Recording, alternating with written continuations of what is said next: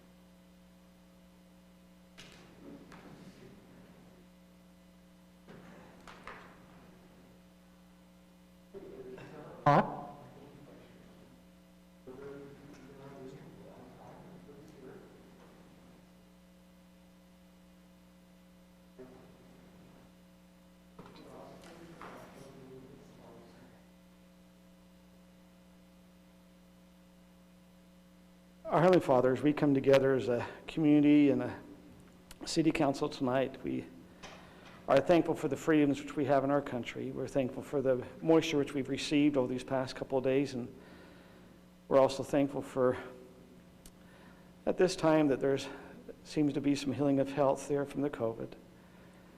Heavenly Father, we ask that you'll be with us tonight, that as the discussions are made and the decisions are being made, that there might be, everyone's mind will be able to be clear, to be able to see what might be the best decisions, and that we might be able to treat one another with a courtesy and kindness, those with the residents, that those who come prepared to be able to speak, that they might be able to be alert and be able, the things that they prepare, that they might be able to say those things. We're thankful to be able to be in this building and with the heat that we have. And at this time also, though we have several that are still struggling with the COVID, we ask you please be with them, that they might also be strengthened. And this we say in the name of Jesus Christ, amen. Amen.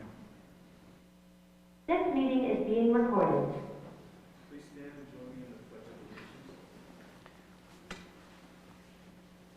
Allegiance. Allegiance to the flag of the United States of America and to the republic for which it stands, one nation, under God, indivisible, with liberty and justice for all.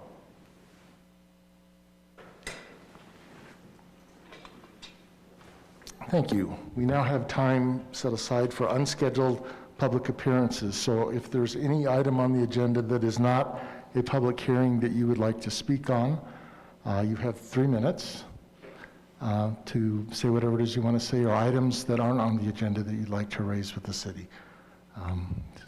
So public comments are now open. Is there any online? Anyone online? There is no one on Zoom Okay. or on YouTube Live. All right, thank you. Okay, we had scheduled a recognition award tonight. The family involved is under quarantine because of COVID, so we're deferring them to our first meeting in March, assuming everything turns out. And our next presentation is Tony Johns with Community Development Partners. Some of you may be aware, go ahead and come up, Tony, while you're coming up, that they had a proposal into the county to purchase 6.5 acres of land to build a rec center. That has now been deferred because of immunization Tony and I talked, and we felt like it was a good idea, since they've revised their thoughts on their center a little bit, to share that with you, because they're still interested in bringing it into Highland. So just to bring everybody up to speed on what their thoughts are today. No pending action, but they're going to be doing some investigation. So it's all yours, Tony. That's great. Thank you, Mayor. And so I'd like to recognize Dave Card with me as well, and then Kellen Jones. I'll give Kellen a couple minutes to introduce him. He's our financing partner for this. And so some of you may remember it's probably been, I don't know, 5 months or so since we came before the council. We're still very, very strongly committed and interested in working with the city of Highland in providing this type of an amenity. So if you remember, we can go through a quick refresher of what we are. And so we partner with municipalities. We have multiple conversations happening with multiple municipalities across the state in bringing a community center to a city or cities similar to Highland that is 10, 15, or even longer years away from bonding or doing something like that. And so we can partner and finance and operate on our side from the private side, but bring those amenities to the city and its residents, and not just the city of Highland. We've spoken to, and we can keep going maybe through a few of these, but we've spoken to numerous cities, American Fork, Lehigh, Saratoga, Eagle Mountain, and in this area, this facility would not only serve Highland, but it would serve the growth in American Fork, the growth in East Lehigh, Alpine, Cedar Hills, so it serves a very large population. But there are some benefits to the city that we spoke about last time. We had some great feedback from our initial proposal. We focus a lot on family and community involvement, a place that the youth can go, somewhere that's safe, that's clean, that's monitored and supervised. We had great feedback. Remember last time, Councilmember Smith recommended the pool for the aquatics. We've incorporated that to an extent in our plan. And so we, as Mayor Mann said, and we can go to maybe the next, maybe one more. Here we go. And so we've been working with the county on a site. We made a proposal to purchase 6 acres at the Equestrian Center, but also help fund, improve, and preserve the other 31 acres that are there. So we were going to put some money into the Equestrian Center and update that, create some open space, improve some of that. But as the mayor said, they decided to turn that into a mobile vaccination site, it sounds like. And so that obviously changes our timeline, and so we're looking at other sites that we've considered before and new ones that we're considering as well. Do we need to refresh kind of what is included in the community center? Does the council have interest in doing that? Why don't you just summarize it? I think it'd be great. You were Great. talking about indoor soccer and a lot of different things. Yeah, absolutely. So the premise here is that in a very active community like Highland in North Utah County, and with large families, a lot of residents will have multiple passes to multiple facilities. One might do a spin class at American Fork Community Center, one might do swimming, or another one at Lehigh might do a privatized CrossFit or Orange Theory. There's multiple boutiques, and so our model brings all those into one center. So very large centers, about 165 to 170,000 square feet, about 75,000 of fitness center, which are the classrooms, the fitness equipment, cardio equipment, basketball courts, pool, but then there's about 85,000 square feet of an indoor turf soccer arena that's multi-purpose. So it serves multiple club sports, multiple rec sports, but it's also community service as well. You can hold a lot of events in there.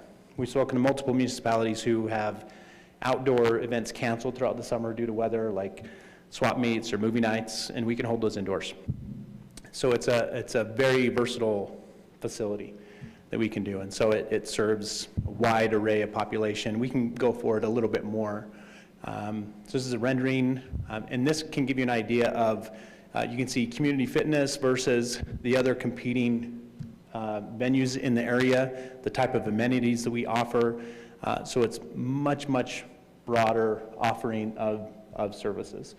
And a couple of these we can just scroll through as I'm talking, but you'll see a really wide array of classes. There's an indoor junior fitness center, as well as online access. So those who want to remain in their home but still have guided fitness activities, we have an app that we'll be launching as well that can do that. So this is the indoor kids area. This is in a community center in New Mexico that our vendor built as well. So I'm going to actually turn a little bit of time. This has come up in a few different conversations with the mayor and the county and so on. I'm going to turn some time over to my partner, Kellen Moore, or not Kellen Moore, Kellen Smith. And so we're going to turn the time over to her, Kellen Jones. Man, I'm on a roll today. Kellen Jones. And so Kellen's going to talk a little bit about the financial feasibility and a little bit more about our mission as well. Can I ask a couple of questions? Yeah, You just please. kind of briefly, how much acreage is in that equestrian park area? All in all, it's 38. 38, and you would use how much again? Our footprint, so we won't be at that site anymore, but Okay. what we would have been about 6.5, 6.4. And that includes parking space, And you were thinking about preserving a lot of the open space. all of it. The rest of the 31 acres we would preserve as open space. There was a point where our proposal had about, I think 13 acres of residential, but that was per the request of the county commissioners because they wanted us to buy the full 38 acres. In order for us to purchase that full 38 acres and make even the park space feasible, there had to be some sort of revenue offset. And so our proposal was, well, we could do 12 acre plus horse properties, animal rights that go really well to the equestrian center. When they mentioned that, well, we don't want residential, we said, great, we'll go back to our initial proposal because we don't want residential sites anyway. And our proposal was to turn that 31 acres over to an interlocal agreement with Highland, Lehigh, American Fork, or any combination of that. But we were just interested in purchasing the 6.5. So where are you thinking about putting it now? We're entertaining several spots, right? Okay. We're open to any recommendations from the city and the council. We would love to continue to partner with Highland. We think it's an absolute perfect spot. We have great council members who have been great with feedback. The residents need it, and I think it would be a really good fit here. So we're still interested in looking at city limit locations. Tony, can you share a little bit, when you say partner with the city, last time you were kind of, share with what that vision still is as it's moved on. What do you mean by partner with the city? Yeah, that's a great question. So we continue to offer that same element that we did several months ago, where we would in essence become the de facto fitness and community center for Highland City. So that saves, on average, about $25 to $35 million of bond funds, right, that would be required to build that. We personally finance that. And in exchange for the, in essence, exclusivity rights, or Highland City determining that we're not going to build, or you're not going to build a competing facility, and that we would remain the sole provider of a community fitness center, we then would give a percentage of our net proceeds to Highland to a dedicated purpose. If you remember when we initially talked about it, we were thinking about Highland Trail preservation, right? So those proceeds would go back to the city. When we were talking about the equestrian center, we hypothesized that those funds would stay to maintain the equestrian center site as a city park, so it wouldn't be a burden, a tax burden, or an operational burden on the city. So it would be self-funding. So you're not asking the city to say, hey, we'd like to have, a certain fees waived, or we want to have the city commit to be paying several $100,000 a year to have access to the building, or is that still all into play? Great question. So one of our initial proposals was we're talking about impact fees, right? So in exchange for saving the community $20+ million in construction costs and $5 million a year plus in operational costs, we put a few of those up for a proposal of, hey, let's look at impact fees. Maybe we reassess or minimize or waive those impact fees. But no, it wasn't, we hadn't agreed to anything. It was just our proposal. We were still in the initial phases, and prior to solidifying anything, as you know, we needed to find a site before we get too far down the road. And I assume that's where you're still struggling right now. If you've moved off the question center, you're trying to find a site, which, you're here to the city council, will be zoning. Is this, because I look and go, okay, is this request any different than a 24-hour fitness? I understand you might have soccer fields and things, but I'm going, okay, 24-hour fitness has spin classes. They're going to have some of these other things you're talking about. Going, would we want to have that in a residential setting? So that's probably your question for the council is going, I'm not sure I'd want a 24-hour fitness sitting in a residential setting. And so as you now start to look throughout Highland, I'd be looking at zoning areas which you think would be favorable to the council, saying, okay, where could we put this that's not going to have a lot of impact to our the residential component of our city? Absolutely agree 100%. Yeah, that's our intent. We do not think it would be wise to put this in a residential setting. Yeah, it's a big facility, right? And there are areas, when we looked at the equestrian center, we were really excited about it because it would be adding park space to the city. We'd be annexing 38 acres into the city, and that wouldn't be in a residential setting. But yeah, you're right. We're looking at sites that make sense and fit this type of facility, and that's what we're looking at. I mean, if you're trying to get some guidance right off the bat, you have over here by Quick Quack Car Wash, we had that the property owner came here, I think it was the last councilor of the council before, talking about that they were maybe looking for a grocery user. They had on their fitness center, and I think it was only maybe 45 to 60,000 square feet, so it might not fit what you're looking for. Yeah. That's an 8-acre site over there. It's a good footprint. We've assessed that. We've looked at it. Traffic could be a real challenge, egress and ingress into that site. So it's one that we'll still consider further, but that's one thing that could be real limiting. You might want to talk to the property owner. When we brought that up to city council, they had developed several shopping centers. I kind of thought, hey, you might have some ingress, egress issues. They didn't seem concerned by it. To build a grocer in there, I assume a grocer will have more car movement than what, there's going to be a lot of car movement with that. And right. I'm just saying there's that area, and I'm sure as you look throughout Highland, but probably zoning wise, that's going to be your easiest. The rest, as you've looked down the Longhorn, I know at one time, we will have a zoning challenge there. We know we get a lot of residents that will come out concerned what gets zoned there. Another area maybe to go look at is up by the gravel pit. We hear that there might be some things I'm not saying that would be favorable. Yeah. It's just, there's areas to look at. Well, we would welcome any recommendations, those and others from the council. We'd love that. Great. I'll turn some time over to Kellen. I wish I could throw as well as Kellen Moore, and the only thing there's more of than Jones is there's Smith, so I get where you went. I got involved with this project first as a dad and neighbor to these guys. In my son's age group of basketball, aspiring basketball players, you've got kind of the junior jazz level of recreation, and then you have competitive leagues and clubs.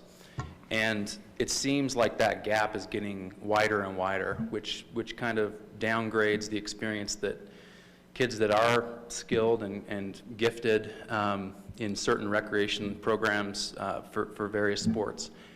They get lost among the shuffle in the junior jazz leagues, and then the competitive leagues, it takes a lot of money to participate in those. And more, those kids get to the point where they can only play one sport year-round. So with that dichotomy in mind, and not wanting kind of my son to have to choose between sports and have friends that he may not be able to play with him, that's where I kind of caught the vision of these gentlemen and got involved from that perspective.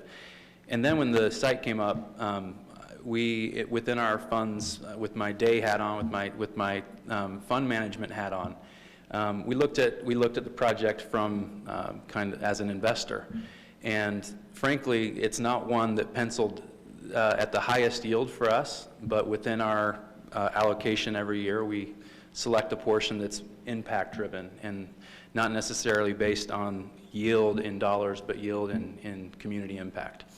And this one seemed to be a perfect fit for that level of allocation.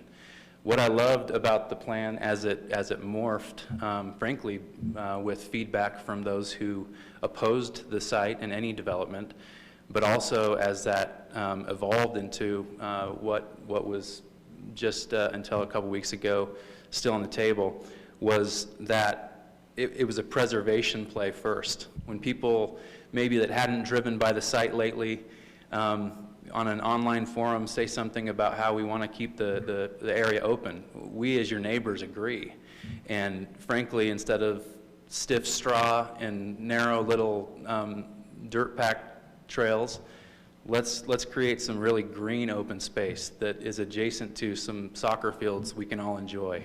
So From a financing perspective, the project pencils well enough to make the commitments that we have as capital partners of Dave and Tony, and we hope that that all of this can happen right here, because it seems like kind of the Tri-City area, both from a demand perspective and a support perspective, all the ingredients are there, and it happens to be a place where we can address some of those dichotomies as a dad that got me talking to these guys in the first place.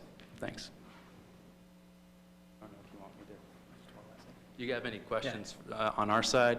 He's the expert, but thank you. I think I met Kellen last week and not know his last name. I've only known him for like 10 years. So. Yeah, and it was only like last Thursday that we found out that the Question Center wasn't going to be an option. Yeah, right?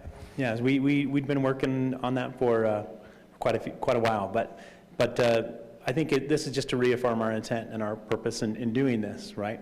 One thing that we failed to mention is, as part of our proposal to the county with that land, is we put our money where our mouth was, right? We said that we would match any funds that the county would put forward to improve the site, the equestrian center and so on.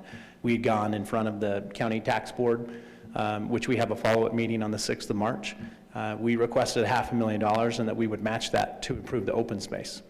And so it doesn't look like that will be the spot, right, that we will do that. I don't think we have interest in waiting 18 more months to find a location or that location to evolve. But we're still interested in doing that, right? We've talked at length at other spots with the city that we'd like to continue to help and improve and do green space, and that offer still remains. So, Okay. Thank you. Thanks. Any other questions, Council? I guess I just want to say I know that Tony and his partners have put a lot of time and effort into the equestrian park, and I'm sad that didn't work out. But as the city of Highland, I'm a mom to kids here. I have a kid who plays soccer, basketball, chair baseball, and it's kind of heartbreaking that there's no space for him to practice basketball. When he has a game, there's no practice time. His coach tries to find a place for him to practice and says, sorry guys, show up 5 minutes before the game, maybe we can practice. He's unable to play soccer during the wintertime because he's on a waiting list for an indoor soccer time. He can't get in. There just is no place for him to get any practice. And so it's something that really lacks here in the Alpine, Highland, Cedar Hills area. And I just think that us as a city of Highland, if there's a possibility to partner and possibly provide this space for our kids, that I'm for it, and we should work with them to see if we can find another area for them. That's great. Thanks, Kim. And one last thing that just sparked, some people ask, well, why don't you go put it out in Saratoga and Eagle Mountain? Well, we are. We'll put another one out there, right? So we have, we'll service multiple areas in the community to do this, but to Kim's point, there's a serious need here that we'd love to help the city fulfill. So thanks, Mayor. Thank you. Council. And can I ask a quick question? Yeah.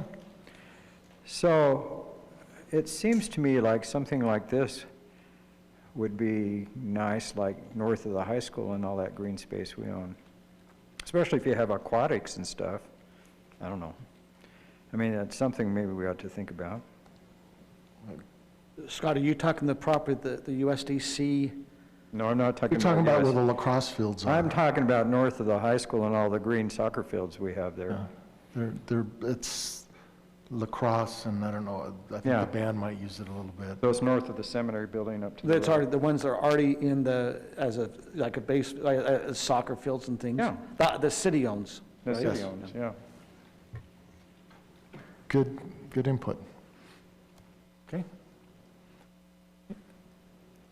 Nothing else? All right, thank you. All right, next up is consent items. We have one, approval of meeting minutes from our January 19th meeting. I would entertain a motion on that unless somebody has comments.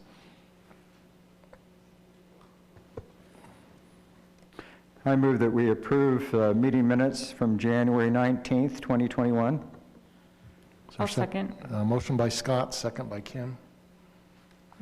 We're ready to vote? Or we're not doing electronic voting Yeah, today? we're gonna do it vocal today. Oh, Okay, so okay.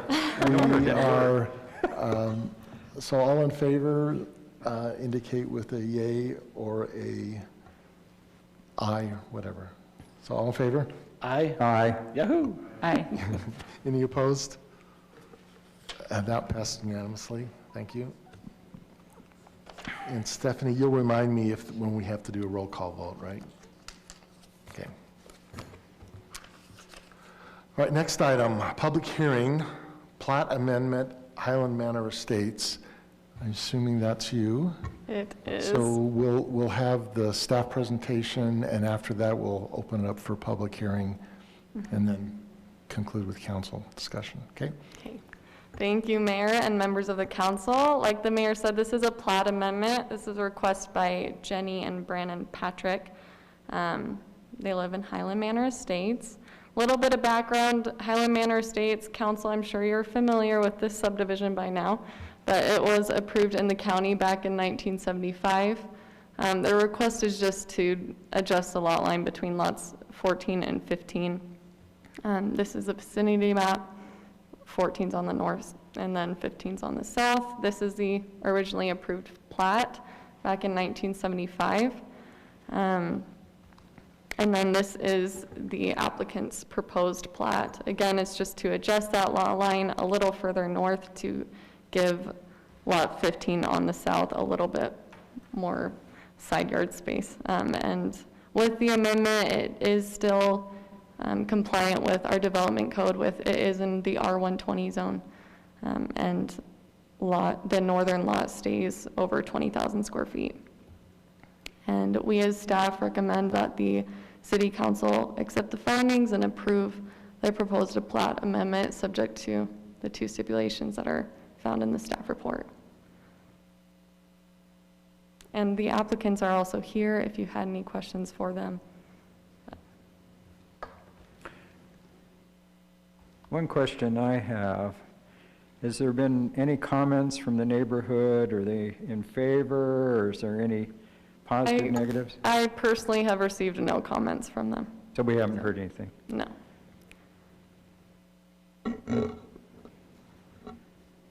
I'd like the Patricks to stand up, maybe just tell us a little bit about it, if they could. They're right back there. If you could just come up to the mic right here and then press it until, oh, it looks like it's on right now, so you're good. Yeah, so just state your names so that we can get it on the recording. I'm Brandon Patrick. And I'm Jenny Patrick.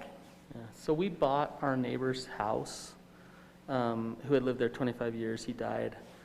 And the land, we're on a cul-de-sac, so the land to the next to our house makes a lot of sense to work into our backyard, where in his land, it was just this side yard that wasn't really being used at all. So we just want to extend our backyard and have our kids have more space to play and our dog to run around. So. And also in my dreams and wishes, we need that space to add on to our home in the future, because right now we're so close to our property line, we can't add on the north side. So it was actually cooked up by me so that we have the possibility of extending our home and adding a great room, hopefully in the future.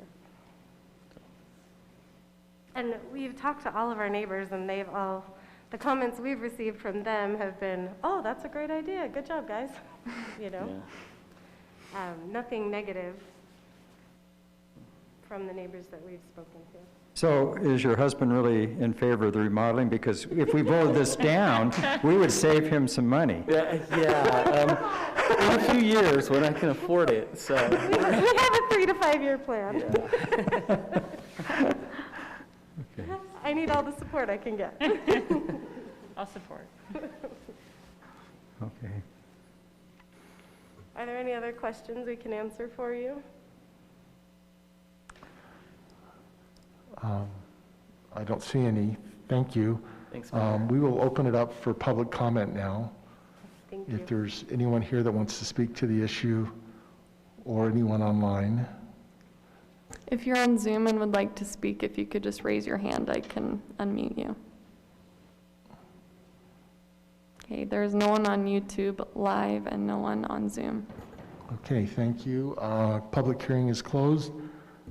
Council, discussion or motion? Mayor, go ahead. Oh, I was going to make a motion. That's all I was going to do. Go ahead and do it, Kim. I move that the city council accept the findings and approve the proposed plat amendment subject to the 2 stipulations recommended by staff. I'll second that. Motion by Kim, second by Kurt. Mayor, Yes? can I ask a quick question? Sure. So we have 2 plat amendments today, Yes. and the motion's very similar on both. Do we need to delineate what, I mean, we're basically combining 2 lots or adjusting the lines in 2 lots, and don't we need to kind of maybe mention what subdivision it is in, or?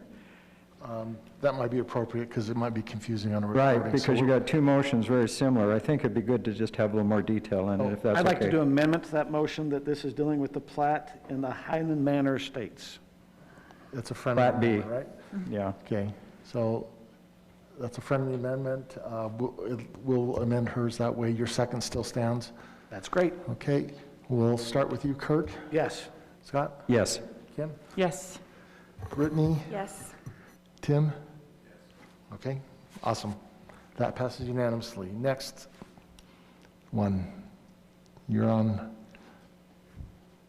Okay, here's the other plat amendment. This is for Highland Meadow Estates, and the applicant is Courtney Belcher.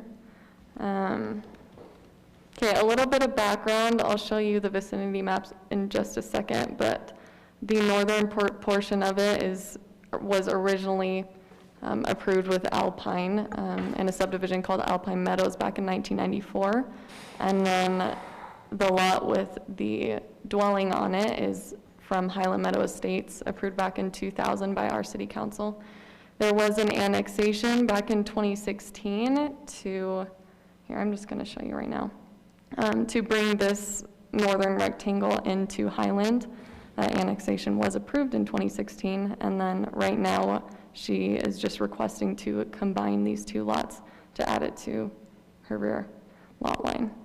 So they are already owned by the same owner? Yes, they are. She's just requesting that they be To combined? combine them, that is correct. Here's that Highland Meadow Estate subdivision, and then here's the original Alpine Meadows, and they just took that southern portion of Lot 3. And then this is the proposed plat. And then we as staff just recommend that the city council accept the findings and approve the proposed Highland Meadow Estates plat amendment subject to the 2 stipulations recommended by staff. And Courtney Belcher is also present if you would like to ask her any questions. Do you have anything you'd like to add, Courtney? One tax bill. Council, anything, any questions? Or I just had a question. I was hoping to go up and look at this, but Courtney, can you, Yes. Can you come up to the podium and then state your name just so we have it on the record? Courtney Belcher? so it's kind of an unusual shaped lot. Yes. What's the advantages of owning that back there? Is it just more privacy? You wanted to have it landscaped, or are you putting other amenities in there? I was just So- curious. Yeah, a quarter of the acre is right behind my home, Uh-huh. and our house is only side yard, so so it gave us a backyard. Oh, okay. But in order for me to get that piece, I had to buy her whole weird long piece, because she had a weird L, and over the years, she sold like her 6 acres into like little parcels, so she had a weird L shape, and so for me to get the backyard, I had to buy the long skinny thing, I don't know. So right now, it's just, It's a bonus room. yeah, bonus weeds. And you've owned that since 2016, is that correct? Yeah. Okay. I was So just, then I did the work to get it from Alpine to Highland, but then I didn't do the last step of combining the 2 parcels. So, Any other comments or questions? thank you. Okay, I would entertain a motion then. We need, Oh, wait, we need a public hearing. So let's open it up to public hearing. Thank you, Herb. Any comments online? There is no one on YouTube Live and no one on Zoom. Is there anyone here that would like to speak to this? Looks like not. Let's close the public hearing. Back to council for a motion or discussion. I'll make a motion. Okay? I move that the city council approve the final plat amendment allowing the southern portion of Alpine Meadows Lot 3 to be combined with Lot 11 in the Highland Meadows Estates Plat B subdivision. I'll second. Motion by Scott, second by, and I'm going to call her Nancy today, just inside joke. She agreed to accept that. So, motion by Kim, AKA Nancy. No, it was second by Oh, Brittany. no, it's, Brittany, AKA Call her Nancy. Kim. Just go ahead. All right. We'll start with Scott. Yes. Kim. Yes. Brittany. Yes. Tim. Kurt. I gotta really think on this one. It's a yes, it's an easy one. Okay, that's unanimous. Thank you. All right, item 8, final plat, The Hollows. Again, I think you got this one. You're a busy girl today. Yeah. All right, thank you, Mayor and members of the council. This is the final plat request by Millhaven for the Hollows subdivision. This is the vicinity map. A little bit of background, this was approved by the City Council on September 15th, 2020, with 9 stipulations. These are just a few notable ones that we wanted to point out. It was approved that no front access would be given from the Madison Canal Boulevard connector, which is just as in like drive access directly onto someone's lot. And there would also be a conservation easement along the wetlands, which is that northeastern part we'll look at in just a moment, as well as 2 railed fences going along that conservation easement just to ensure that there's no encroaching onto those wetlands.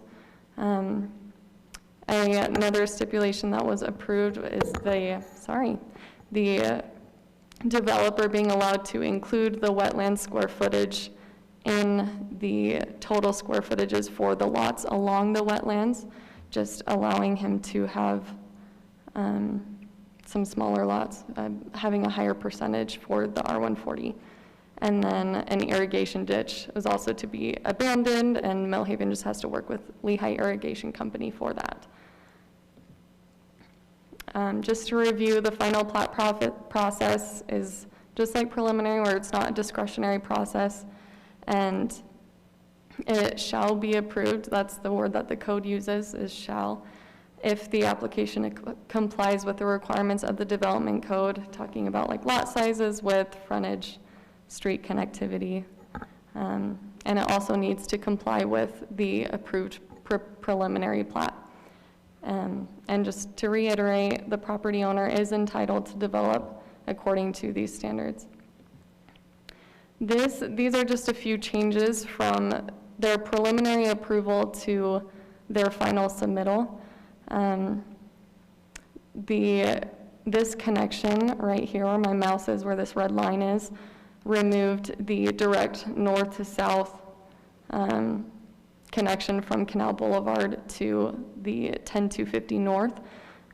So this is just the circle where it was removed.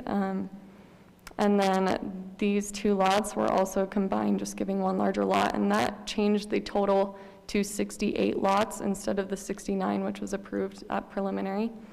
And there's also an asphalt trail that is put right here that's for our sewer and water connectivity that we need through the road. And we also have added, or our city engineer has requested that we add a stipulation to this approval to have a road connection from one of these southern portions, which will be decided by the city engineer as we look further into it. So that's a road connection to Canal Boulevard? To Canal Boulevard, that's correct. Is that part of when we make the motion, do we need to add that? Or No, it is in the staff report. It is stipulation 5. Okay. So would that, that's a question for Todd, would having the road there eliminate the need for the asphalt trail? At that location, yes. If they connected further to the west, then no, because I believe that east connection would be needed for sewer, but water would not need to go down through there. Okay, so if it goes where the trail is, then you obviously don't need the trail, but if it goes somewhere else, you still need the trail for the connection. So can I ask a question on that too? So it looks like there's only 2 places that they could hook on, isn't that right? Off those cul-de-sacs, or are they looking at other places as well? Correct. So the requirement comes from our general plan, and did we include that as part of the staff report, Nathan? Those stipulations? No, it was just a small So paragraph. the general plan basically gives 5 different reasons why you shouldn't do a cul-de-sac in certain situations: for connectivity, for public safety, for out-of-way traffic. The only reason we allow for cul-de-sacs is because if there's no way to connect to an existing road because of topography issues or things like that. And so really, they can put it anywhere they would like to on that south side just for the connectivity. So have they come up with a plan yet? well, right now, the developer is proposing that the city council approve the plan as is without the connection. But in the stipulations, in the motion, we have, that there should be a connection. Correct. Correct? So if we As do recommended that, by staff. if we do that, then they'll go back in and figure out where to Correct. put it. They just didn't want to plan it before we required it. Is that right? Right. I have a question, Todd. You know, when this was coming through preliminary plat, one of the real concerns is that they're on 10250 North, that as they came out, that there would be a sightline view, or there might not be a good view to be able to come out of that subdivision and look either to the left or to the right. How much of an elevation change is on that? Kurt, if she can finish her presentation, Okay. she'll address that. Okay. Sorry, Kurt. All right, for circulation / access, that top circle is the 10250 North that Kurt was talking about, and then there's also an access on 10200 North. And then as you go further south, there are the 2 accesses along Canal Boulevard connecting to Madison Ave, which is that connector road, which has been planned for a very long time. And then this connection on the very south to 6530 West. We have, there has been special attention placed on the 10250 North T intersection with, sorry, just give me a moment. And staff has come to the conclusion that it does meet engineering design standards. And then by the end of it, once this is put in, that road will be widened to our standard 56-foot public right-of-way. Right now, it is at 33 feet, and there's also a lot of vegetation that's up against that side, which reduces the visibility, but once that is removed, we have concluded that that will be sufficient great site visibility. And there has been several traffic studies that have been done with 10250 North in consideration. The Hales Engineering traffic study was done in August 2020, and in their report, they did state that the road connection is needed, connecting to 10250 North for circulation. And overall, their study projected that there would be, that the subdivision as a whole would generate 750 trips a day on average, and that comes down to 74 trips during an evening peak hour.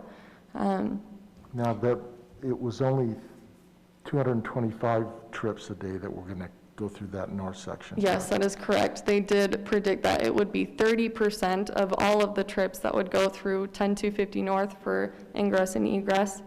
And CRS Engineers traffic study, that next one, also mentioned their statement, and they did emphasize that 225 additional trips over the week for that one T intersection would be, I wrote these down, just a second, 23 vehicles during that peak hour, which they again went further to emphasize that that would be 1 vehicle every 3 minutes for that T intersection. CRS Engineers in their traffic study, they came out with, they did a traffic count for how many trips were actually happening along 10250 North, and they came out with 689 trips per day on average. We do recognize that that is a little high, as residents were actually encouraged. We have evidence that residents were encouraged to drive more than they normally would along that road while that study was being completed. As a result, staff actually performed our own traffic count over a 2-week period, and that average came out to be 563 trips per day.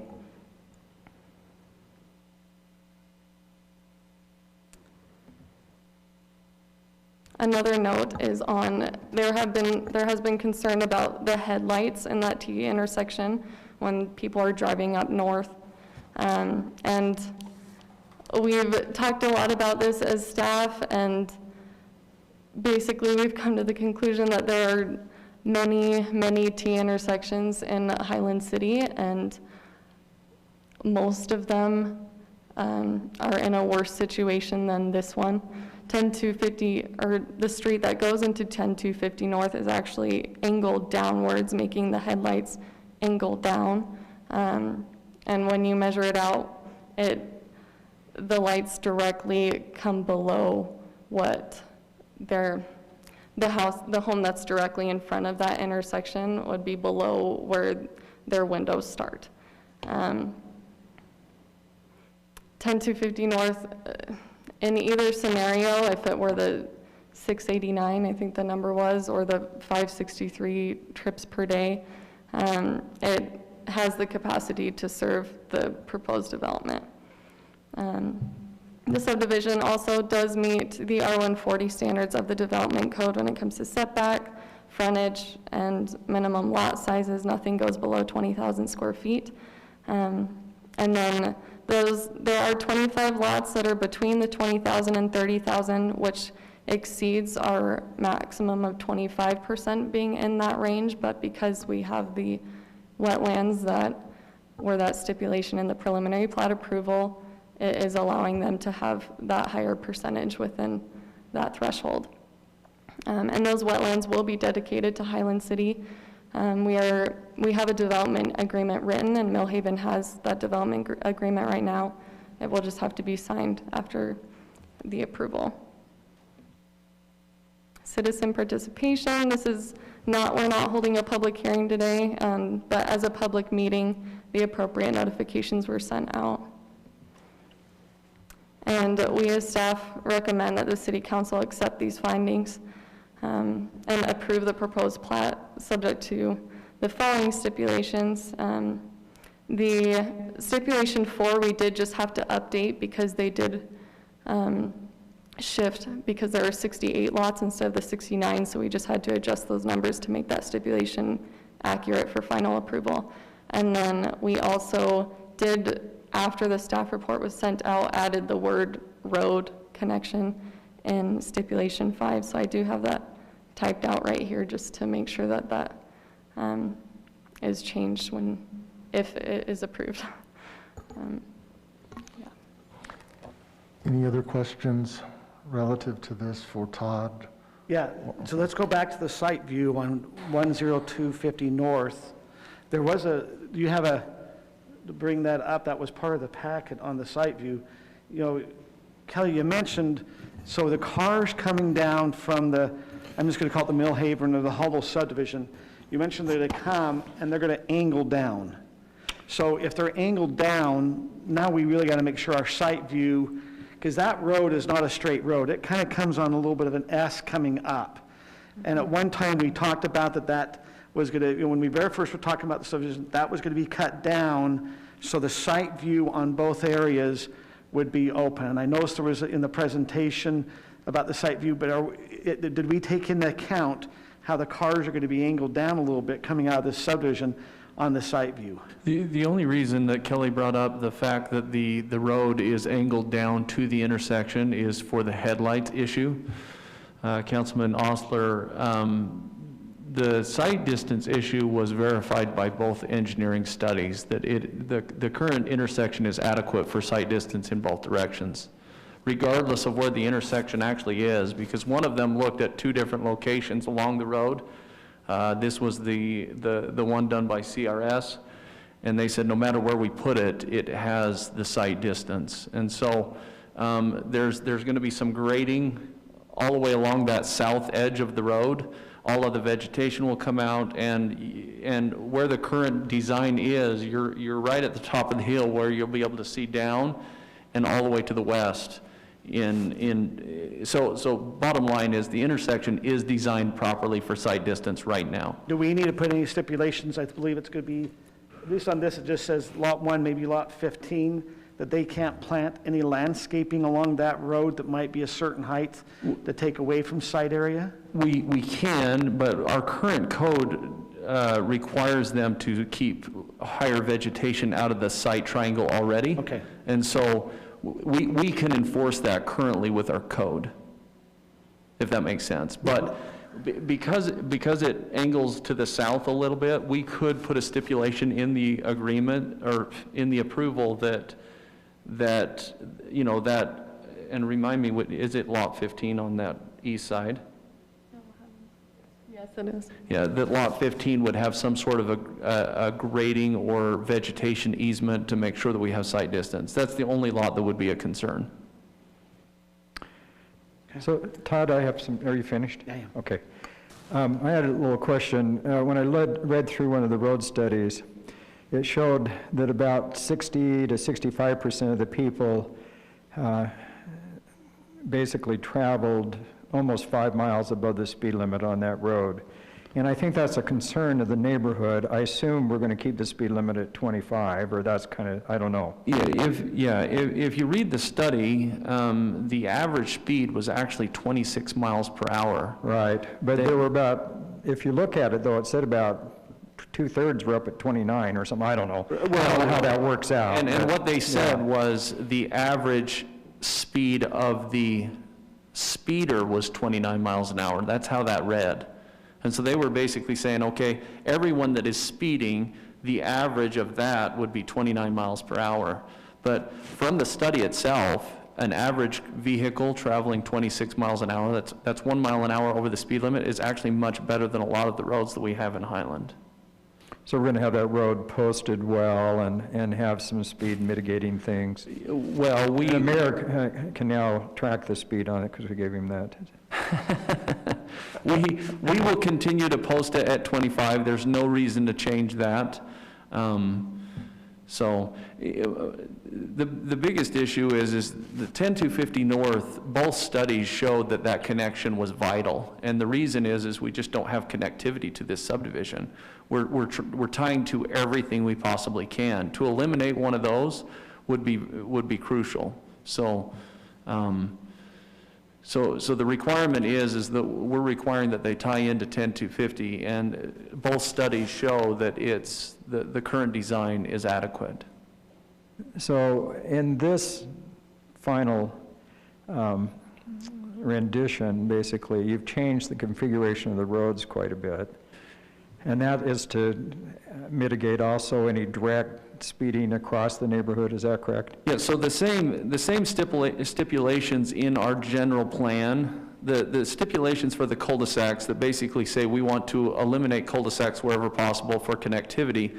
In that same section, it talks about local roads, that we want to avoid long, straight sections of local road. And so when I brought this up with the developer, they were great to work with and eliminated that one section of roadway and made it so it's more difficult to travel through the subdivision. So this will basically encourage people within the subdivision to travel out to collector roads and not use that as a collector through the subdivision. That was the intent of that, and they were great to do that for the city.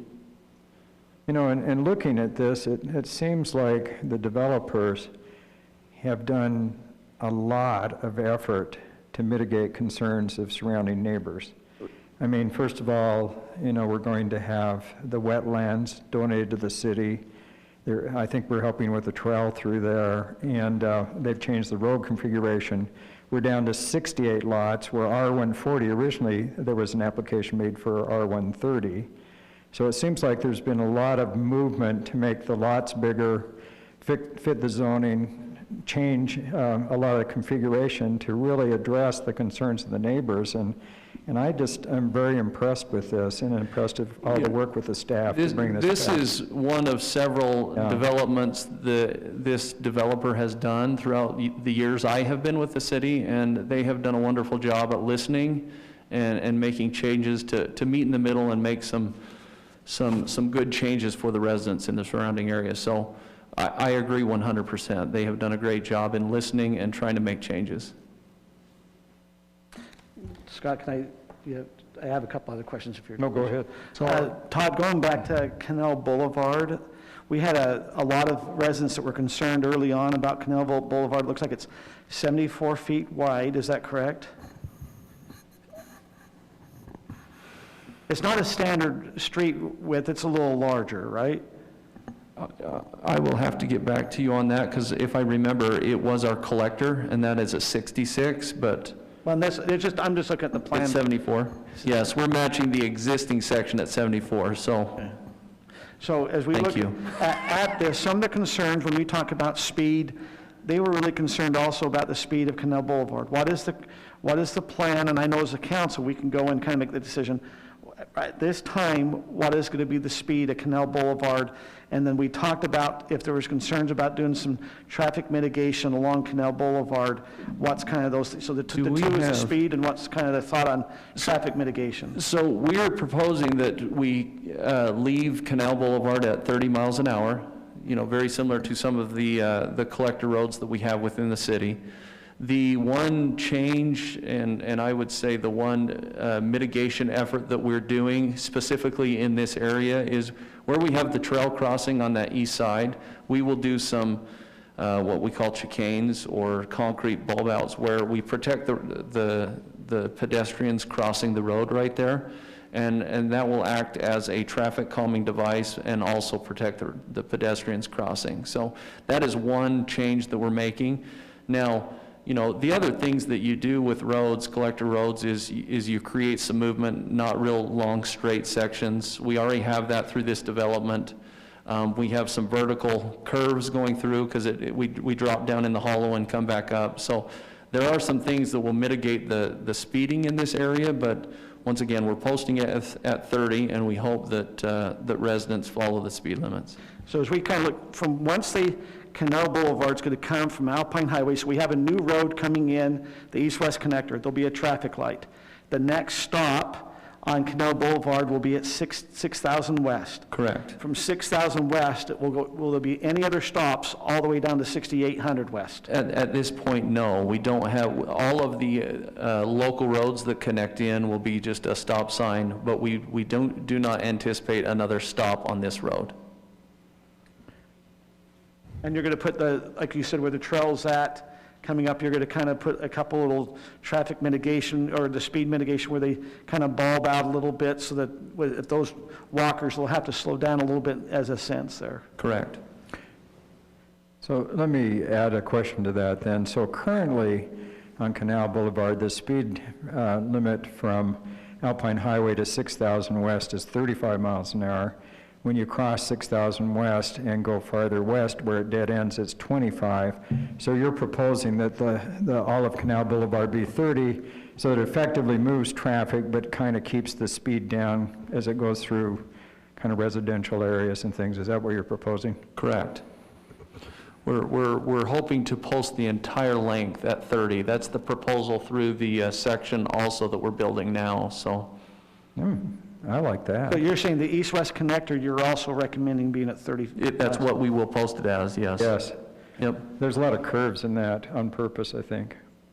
Yeah. Just a FYI, I actually traveled, worried about how, they're going to start calling this the Costco Road. That was kind of the concern. And as I traveled that, it is faster once you get to the Alpine Highway to actually turn, and I think it's at 500 East and American Fork to turn and go down that way to Costco than it will be to stay on the Canal Boulevard. And I'd like to kind of keep that as it's kind of a goal. I don't want this to turn into the main thoroughfare to try to get down to that commercial area down there. We've got to try to keep this kind of for our residents. Well, if How are you going to do that? If you look, American Fork has created some options east and west. I think creating the new option with the Canal Boulevard connection We also have 10,400, 9,600. We have several options, and if all of those options are open, the hope is traffic will disperse and people will go where it makes sense, so. Hey Todd, I just live a street away from this subdivision that's going in, and especially the 10250, that's just one street away from me. So I just want to make sure that the public understands exactly the trip count that you feel like 10 to 50 can handle, how many trips it's doing right now, and how many more trips it will be added with this subdivision, just so kind of everyone knows within this neighborhood the numbers. Right. From an engineering perspective.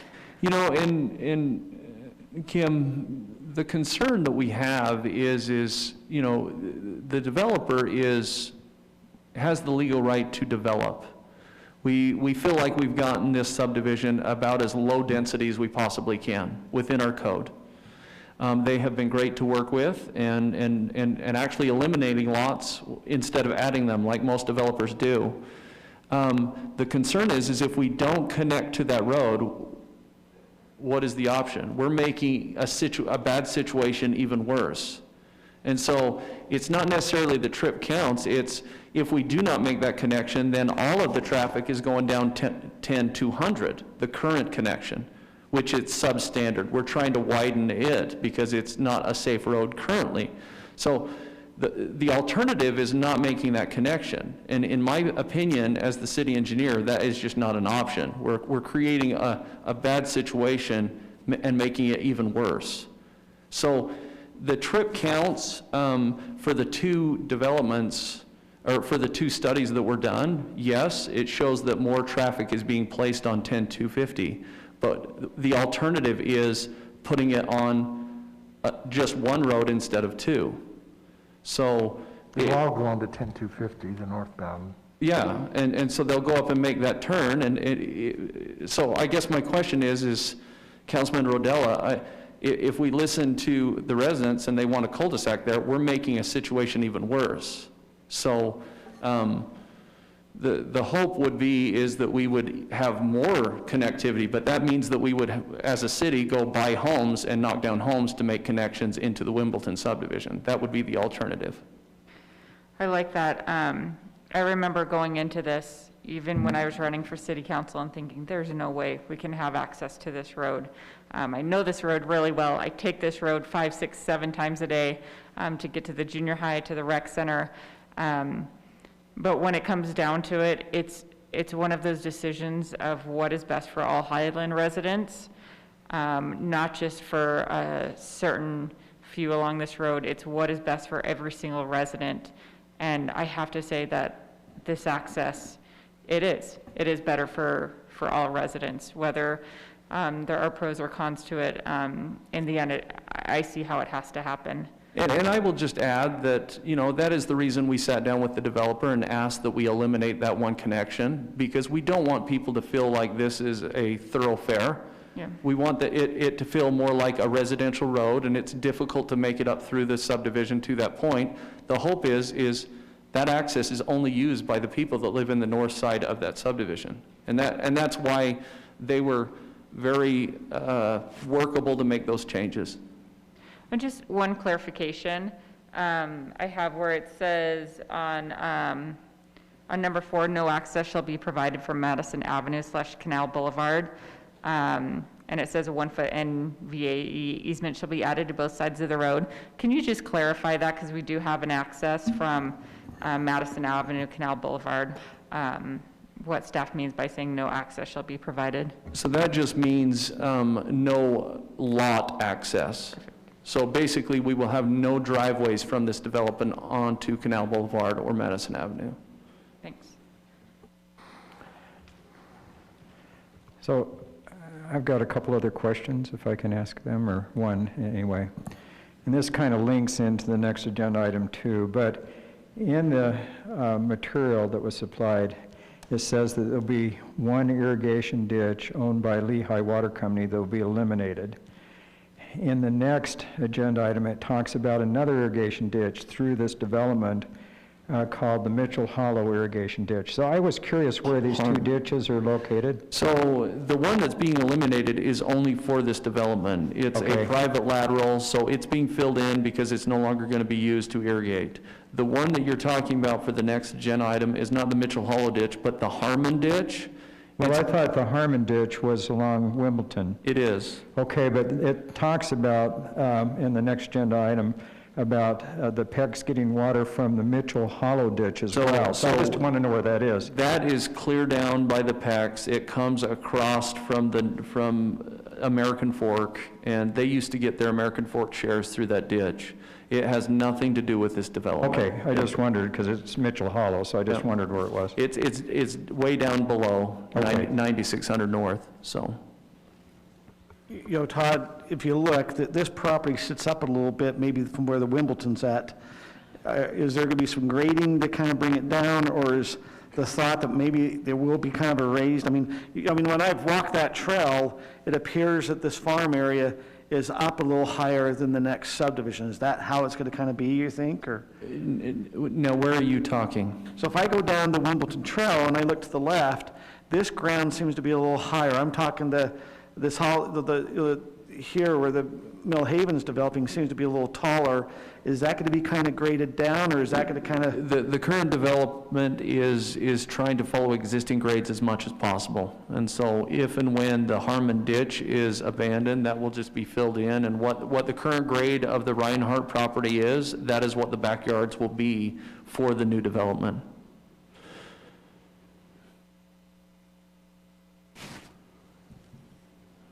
Any other questions, comments? Anybody ready to? Mayor, do you want to give the applicants are here, did you want to give them an opportunity to just Sure. express? Applicants, do you have anything you'd like to add? Hi, Rail Gray with Millhaven Development. I honestly feel a little bit like a mosquito in a nudist colony. I'm not sure where to start. There's quite a few here. I would like to express some thanks, Mr. Smith. We have worked really hard. We love your guys' staff. This is a product that we're really proud of. We're a little bit different than most developers, often to our detriment, that we're not trying to force in high density. We really want something that we can come back years from now, that we're going to have beautiful homes, beautiful neighborhoods, and something that functions well. As you noticed, Mr. Smith, we've conceded on a lot of points. We've given over to the city. The city will actually have control of the wetlands. That's a pretty significant cost, and we're working through that with the city. We've adjusted the trail corridor. We've adjusted the road through our subdivision. That was Todd's idea, and I actually do believe that is a much better design. We did that specifically to slow that traffic and make a really nice subdivision. So we've done several things that we've conceded on. We've got less lots now, like I said, to our own personal detriment. The one thing that we would like to address, if we could discuss with you, is the two cul-de-sacs on the bottom. We designed that specifically for multiple reasons. One of them that you brought up, Mr. Osler, was just eliminating some traffic onto that road. That is a little bit higher flow traffic on that road. It's also something that the residents want. And if you'll look at the code, and as you noticed, as Kelly said, we do have rights to develop, and we're trying to develop within the code as it currently exists. Everything on that bottom does meet the current code. So as the code is written, everything there is within those bounds. We love that design. I've talked to Todd a bunch about it, and I totally understand where his feelings are coming from to add the road on the bottom. This is something that the people that we've got that are interested, this is the kind of the highest interest point. People want these subdivisions, and I understand there's a lot behind it from, safety issues, trying to get safety personnel in there in an emergency situation, as well as traffic. The traffic itself, the people that are in this neighborhood, this is what they want. They don't want access out onto Canal Boulevard. And so it's something that we would like to discuss if we can. Obviously we want to move forward with this. We love the subdivision. We love working with Highland. We want to continue working here. But we're pretty in love with this design and would like to eliminate that road if the council will allow it. So just to kind of address that, you show in the drawings, you have a road going to I believe it's going to be the south, but you're not putting that road in, correct? No, it's not a road, it's just a trail access, and that access is there just to allow for us to get our sewer and our water through. And so that'll be just a trail, and it will allow the residents of that neighborhood to come out, walk across the bridge, and access the trail as it continues south along Mitchell Hollow. So It'll be just a walking trail. is it about 15 homes then would just be going out one little road into another subdivision in Highland, right? Correct, and so I've timed it too, because I just wanted to know the distance, if you were in the cul-de-sac and you drove around to Madison Avenue, is about 47 seconds. If you go out the bottom way, obviously it's gonna be the same no matter what. So there's not a huge time savings if I'm a resident in there. So we're not talking like we're driving 30 miles around, right? We're talking going around a block to access that road, if they chose to use that road. So that road you're talking about that they'd access is 9810 North. That does not exist at this time, does it? That road does. So if you came out that road right there, and then followed north along the edge, that's going to tie directly in to what will become Canal That Boulevard. road is there at this time? Yes, it is. It's an existing road. And so you have that road, and then you have the road that goes directly south onto the next collector. Yeah, so both of those roads, Councilman Osler, exist. There's a connection to the west and a connection straight to the south. So basically, they're tying in those two cul-de-sacs to an existing intersection. We just need to complete the north side of the road. Do either of those cul-de-sacs, are they more than 600 feet from the No. connection? So Tyrell is correct in saying it meets our code as far as layout is concerned. What I'm saying, it just doesn't meet the intent of the general plan that says we need connectivity for public safety, for, you know, in our general plan, we say we try to avoid cul-de-sacs if there's connectivity. But I think he brings up a good point that we don't have another connection now on Canal Boulevard.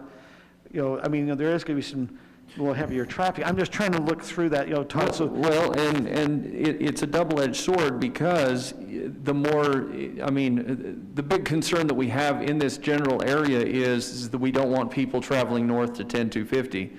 Making a connection would give more options to travel north to 10250. So it's whatever the council feels. I am just passing along what the engineering concerns are. So what you just stated is, I love your new design, because I think, you know, when we talked about 10250, some of the concerns, where you took it so that's not a straight road, that they've got to kind of meander through that subdivision, I think even mitigates some of the concerns even more, because it's like going, I don't know, you know, even if they come out and go, that's kind of you're meandering through subdivisions to try to get there, so I'm not sure if we connected that it would really cause, you know, for me, I don't see a huge concern for 10250 if we connected. And I know, you know, that if we eliminated that one of the cul-de-sacs and connected, I'm not sure that would really put that much pressure on 10250. So. Okay.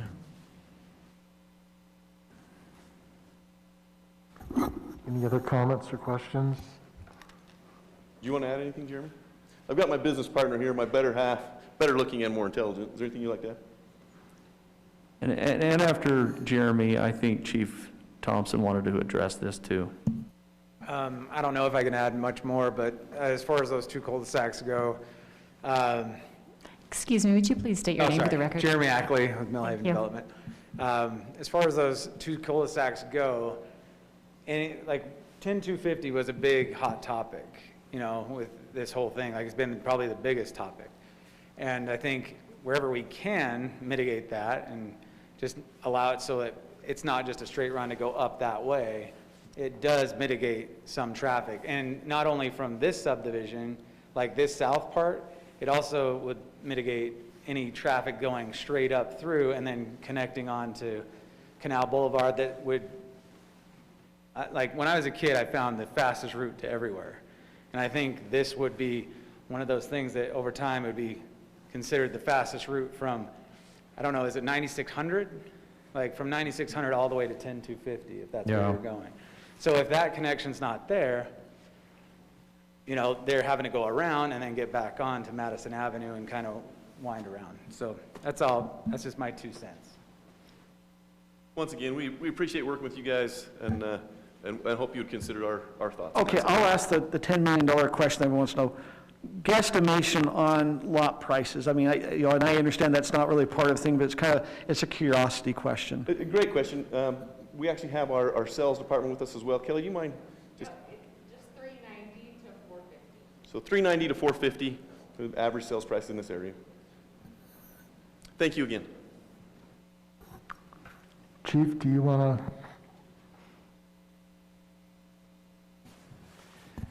to? I would just echo Todd's comments as it relates to connectivity. Wherever we can connect, it's a better option for us. As I look at what American Fork's proposing with their second station, their intent with that location is to be able to travel east and west along Canal Boulevard. And if we have a fire or other emergency in that particular area where we would have multiple units responding, i.e. a house fire, it pushes us onto a different street and down Canal Boulevard to make that connection potentially. And when you have two opposing fire trucks coming from different directions, it just presents some challenges for us from a response perspective.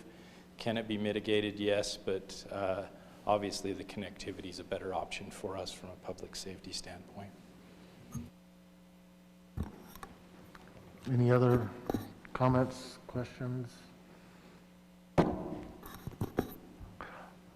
Is anyone? Not a public hearing, unfortunately, but I'll allow it. Come on. Just keep it short. Will do. Thank you, Mayor. Kevin Pace. I live on 6530 West, and what we would ask, if the City Council is going to mandate the connection from Madison Avenue into those lower 15 lots, that the connection be offset from one of the two north roads that connect into Madison Avenue. In other words, we don't have a direct link where someone just crosses Madison Avenue down into that lower subdivision. That accomplishes several goals. It mitigates traffic going north because it'll create an impediment, and it also helps disperse in an equitable manner the traffic coming south on the 6530 West. Okay. Thank you. Thank you.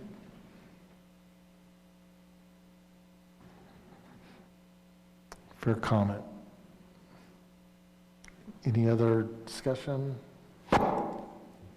Someone Yeah, I have a quick question. So, I mean, we're talking about this connectivity here, but to do that, aren't they going to have to either eliminate a lot or make lots much smaller? I mean, how would you do that? So, yeah, there may be an elimination of a lot. The concern, and I appreciate Mr. Pace's comment, my biggest concern with doing it in the center, because that's the only place you'd be able to do it, is then you're creating a direct access down his road where we try to offset it so they're making turns to get down in some way or shape or form. I think you'd run into more traffic actually if it was just a straight shot down his road versus putting it one side or the other, where they actually have to make two turns. Does that make sense?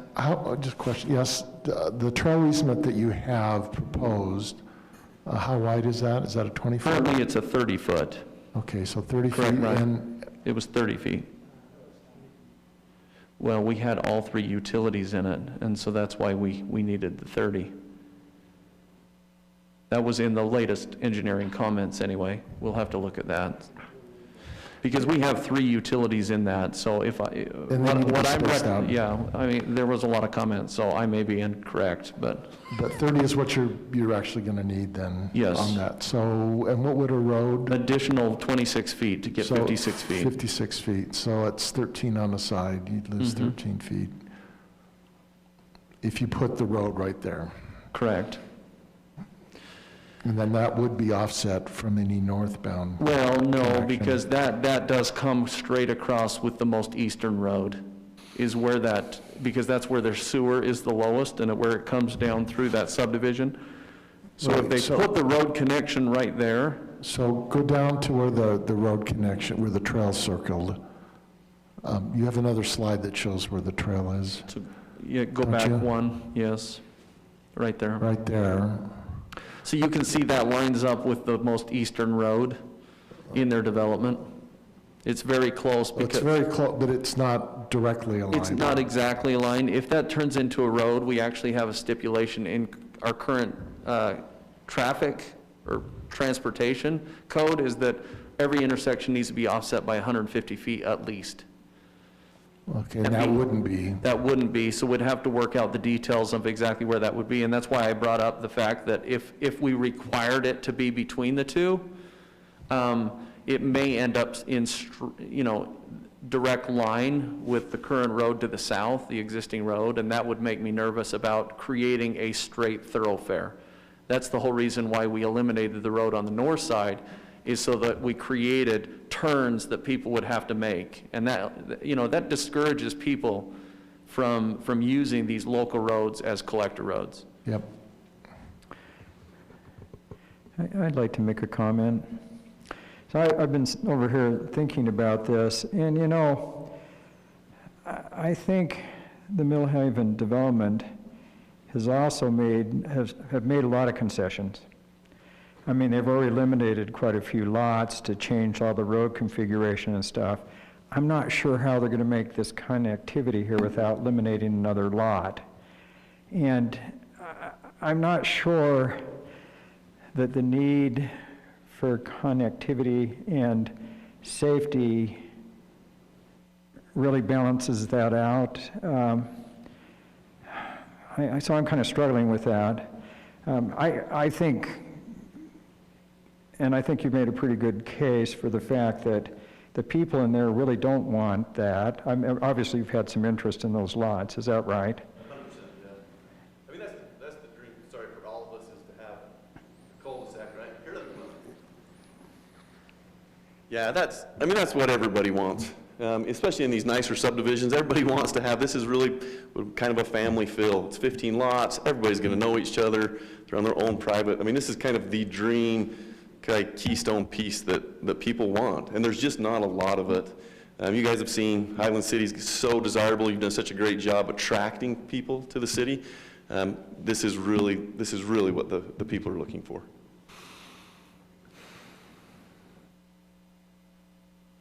So do you think you'd have to eliminate a lot to put a road through there? I haven't looked at it, but I'm assuming we would. I would assume that we would have to eliminate a road. We will have to leave the trail on the bottom because of our utility easements and the way the grading is. I'm assuming the way it lays out, we would end up putting a road on the top, on the west side, and I'm afraid we would lose a lot. Even if we kept it on the bottom and expanded that, moving it up, I'm not sure how that would lay out. I'm afraid we would lose a lot in that situation. I guess it's hard for me to vote on this when I really don't have an idea where that road would be put and what sacrifice mitigation, because, I mean, we can just say we approve this and do it, but it does change the configuration down there quite a bit, I think. And so, I don't know. I don't know what the rest of the council thinks, but... I guess I'm trying to figure out if we have to figure that out right now in order to pass this, or is this something we can come back to and figure it out? I think we've got to figure it out because it's part of one of the stipulations. Now, we could leave it out, but if we leave it out, then it's out. That's what my understanding is. I believe that's correct. So if you now's your chance to either you continue the item, which I don't think they would want, or you say you need to put a road in, figure out where it's best, or you say we're okay without having the road. And that's your call. I think Todd pointed out, and Chief Thompson said it would be better, but is it mandatory? But it's not critical. Yeah. Well, I guess I lean towards not putting the road in. So there are pros and cons, but the fact of postponing it is not necessary, because if the city council decides that it needs to be in, we as staff will work with them to come up with a design that works.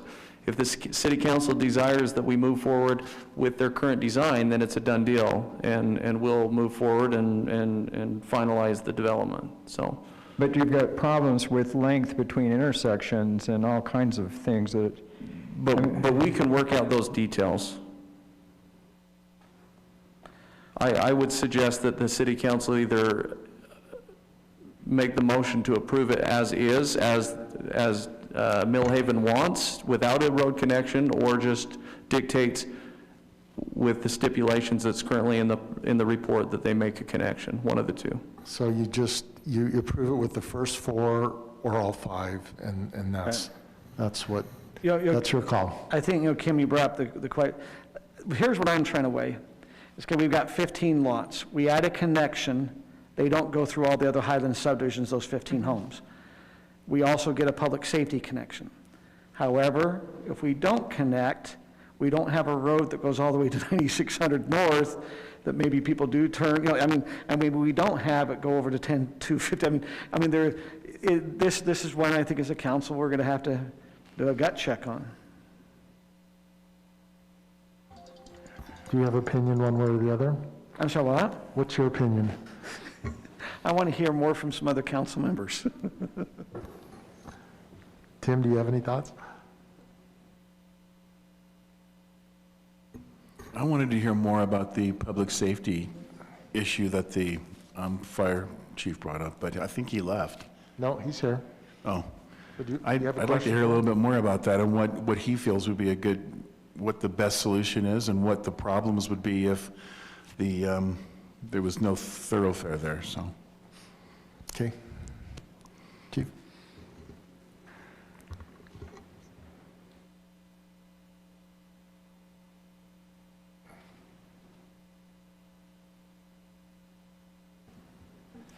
Anytime we can connect 2 roads together is obviously an optimal situation. And as I mentioned before, when we have a structure fire assignment, we're pulling resources not only from Highland, but from other entities as well. So in the southwest corner of the community, our stack, as we call it, you would get 3 fire engines, a ladder truck, a chief officer, and an ambulance.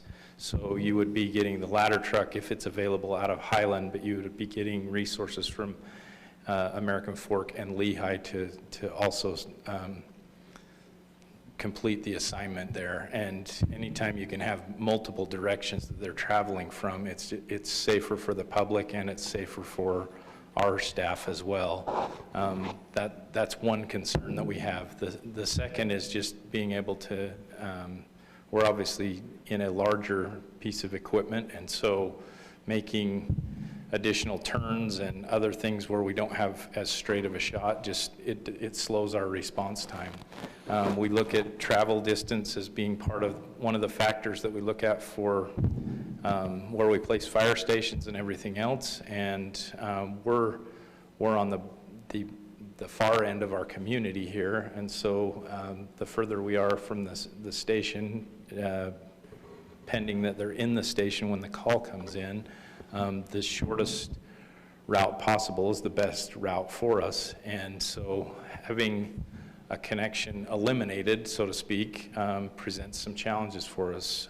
If there are other ways and means to accomplish it, then we would look at those as opportunities. But I see this as a dividing line, if you will, from us being able to travel south. And I understand the other impacts associated with that, from connection of communities and wanting to have limited traffic flows and all those things. My job is to represent public safety and the fire response or medical response, and so I have concerns with not having the connection. So Chief, can I just have a follow-up? Do you see a greater concern, let's just look at service calls. Do you have a greater concern giving a connectivity to a collector road? I mean, I can see, we can argue going, well, you want connectivity to collector roads, that's why you've built a collector road. But if we put it on a connectivity to the collector road, do you feel like you're going to have a more chance of a call of a car accident there versus a fire? I mean, you're trying to get access for fire, but we also might create another safety issue by putting another connection. Does that make sense? Yes and no. I mean, you're asking me to guess if we're going to have a traffic accident at an intersection versus. Well, I'm guessing we have more calls for traffic accidents than we do for fire, or am I misunderstanding? I guess I'm not quite sure. I'm just doing an assumption. I would assume we'd, this is a good question. I mean, this is a good one for the council. We're going to have to make some decisions on. Or I guess in addition, I'd add one more thing. Anytime we have a cul-de-sac, it presents some challenges for us from a perspective of very rarely do we have a cul-de-sac that's free of cars and other problems associated with us being able to turn around. And so anytime we have a connected through street, it's a better option for us with large equipment. So, Chief, and I appreciate where you're coming from, and of course, we always want to think about, maximum safety, but the developers have redesigned the north part, north of Canal Boulevard, and so your roads kind of curve around and different things. It's not a straight shot anymore. How does changing that any different than keeping these cul-de-sacs down here? Because you've affected your, it's not a straight shot going up through that neighborhood anymore. You're going to have to curve around and everything if you get a fire. And we've done that because we want to cut back traffic going to 10-250 and, speeding and different things. But how is that different from just keeping these two cul-de-sacs down here? I mean, are you opposed to the changes in the north part too? Because it really changes the road configuration quite a bit. No, I don't have concerns necessarily with the north side of Canal Boulevard. I understand that the roads meander a little bit, and that's for traffic calming. I understand that to be the process. We don't have a concern with that. It's more about connecting the two streets together. It's a bad day for us and our customers when we plot the address in, and occasionally we either get a bad address or we get bad directions to where we're heading, and it's a bad day when we end up on a street that we think connects and it doesn't connect. And so cul-de-sacs present some of those challenges throughout our community. Right. And just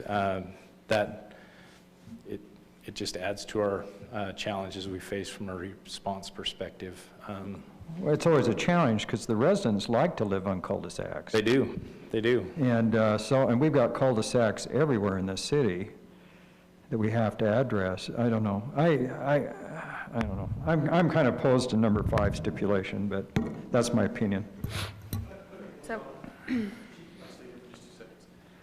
Potential thought, my engineer was just discussing this with me. The trail, if that is 30 feet, which Todd suggested, that would be wide enough, wouldn't it, Chief? If we put a crash gate on that trail, that would be for emergency personnel only. If we put a crash gate there, I believe that would be wide enough for your vehicles to get through, so you could access that cul-de-sac, but we eliminate traffic from coming north because it's just a trail. It would only be accessible to emergency services. Ah, good compromise. So if we did a 30 feet, we'd still, what's the asphalt width we would need? Or at least a hard surface width? Hard surface would be 26 feet. We're opposed to gates or crash gates, as they're often called. It slows our response time down, and generally we'd just look for another way to go around.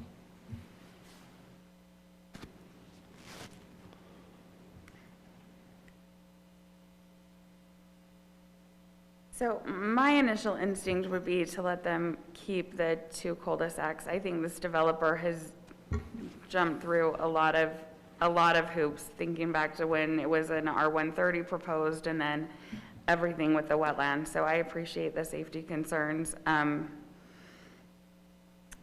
But to me, this isn't an easy one where there's going to be a right or a wrong decision, and I'm not sure that if we talk about it for another 2 or 3 hours, that we're going to come up with some magic solution or something that's going to make everybody happy. So that's my initial thought. I'll agree with that. I just look at it and think, as a resident, as somebody who lives in this area, what would I want? And I think Millhaven has done a tremendous job in making a lot of concessions for us. I just don't want to take out another lot. Okay, I think we're probably ready for motion. Just one question before we make the motion, Todd.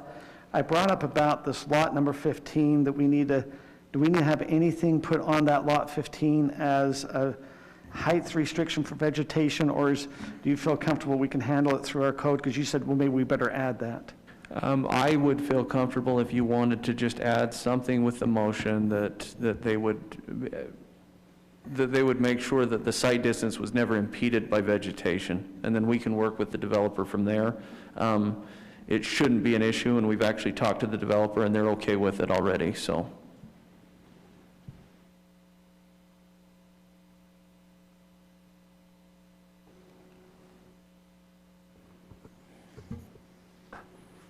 Motion, anyone? I would make a motion that we approve the final plat for the Hollow subdivision, subject to the first 4 stipulations recommended by staff. I'll second it. Would you like to amend it to have it, that they also add that they have to have on lot number 5, a site? 15. The vegetation for site 15. visits. Lot 15? Yes. And I'll second that. Motion by Brittany, second by Scott. Are you okay with that, Stephanie? Okay, let's start with Kim. Yes. Brittany. Yes. Tim. Kurt. No. Scott. Yes. Okay, that passes 4-1. All right, thank you, Millhaven. And part of the mask mob leaves.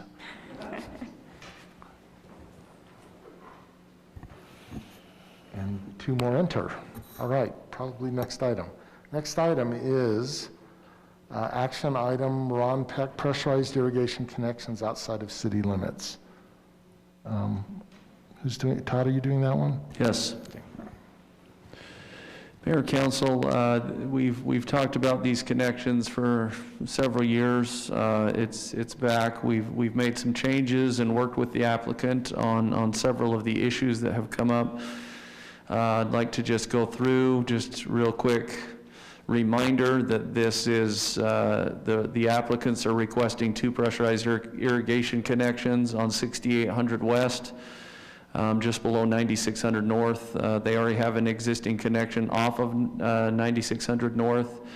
Their current request is to irrigate roughly 12 acres. It's about 10.75 acres in the north rectangular area that Mr. Peck is planning to irrigate some alfalfa. And then the bottom rectangle is the home of Tom Williams, and he is proposing to get a residential connection for his home and roughly irrigate, it was just a little over an acre.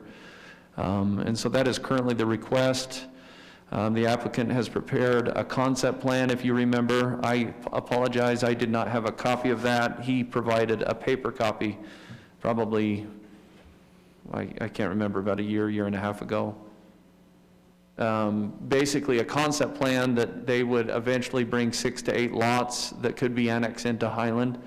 The applicant will provide the required amount of water plus additional shares to pressure irrigation system to satisfy the water demand. Our current requirement for irrigation is 3 acre-feet of water per acre of irrigated property. So in this situation, and I put an asterisk there because this is a little different than our normal, development requirement to bring in water. But the requirement for a normal development would be 36 acre-feet. Going through the calculations, they possibly could use up to 50 acre-feet based on their sprinkler system that they're proposing. But the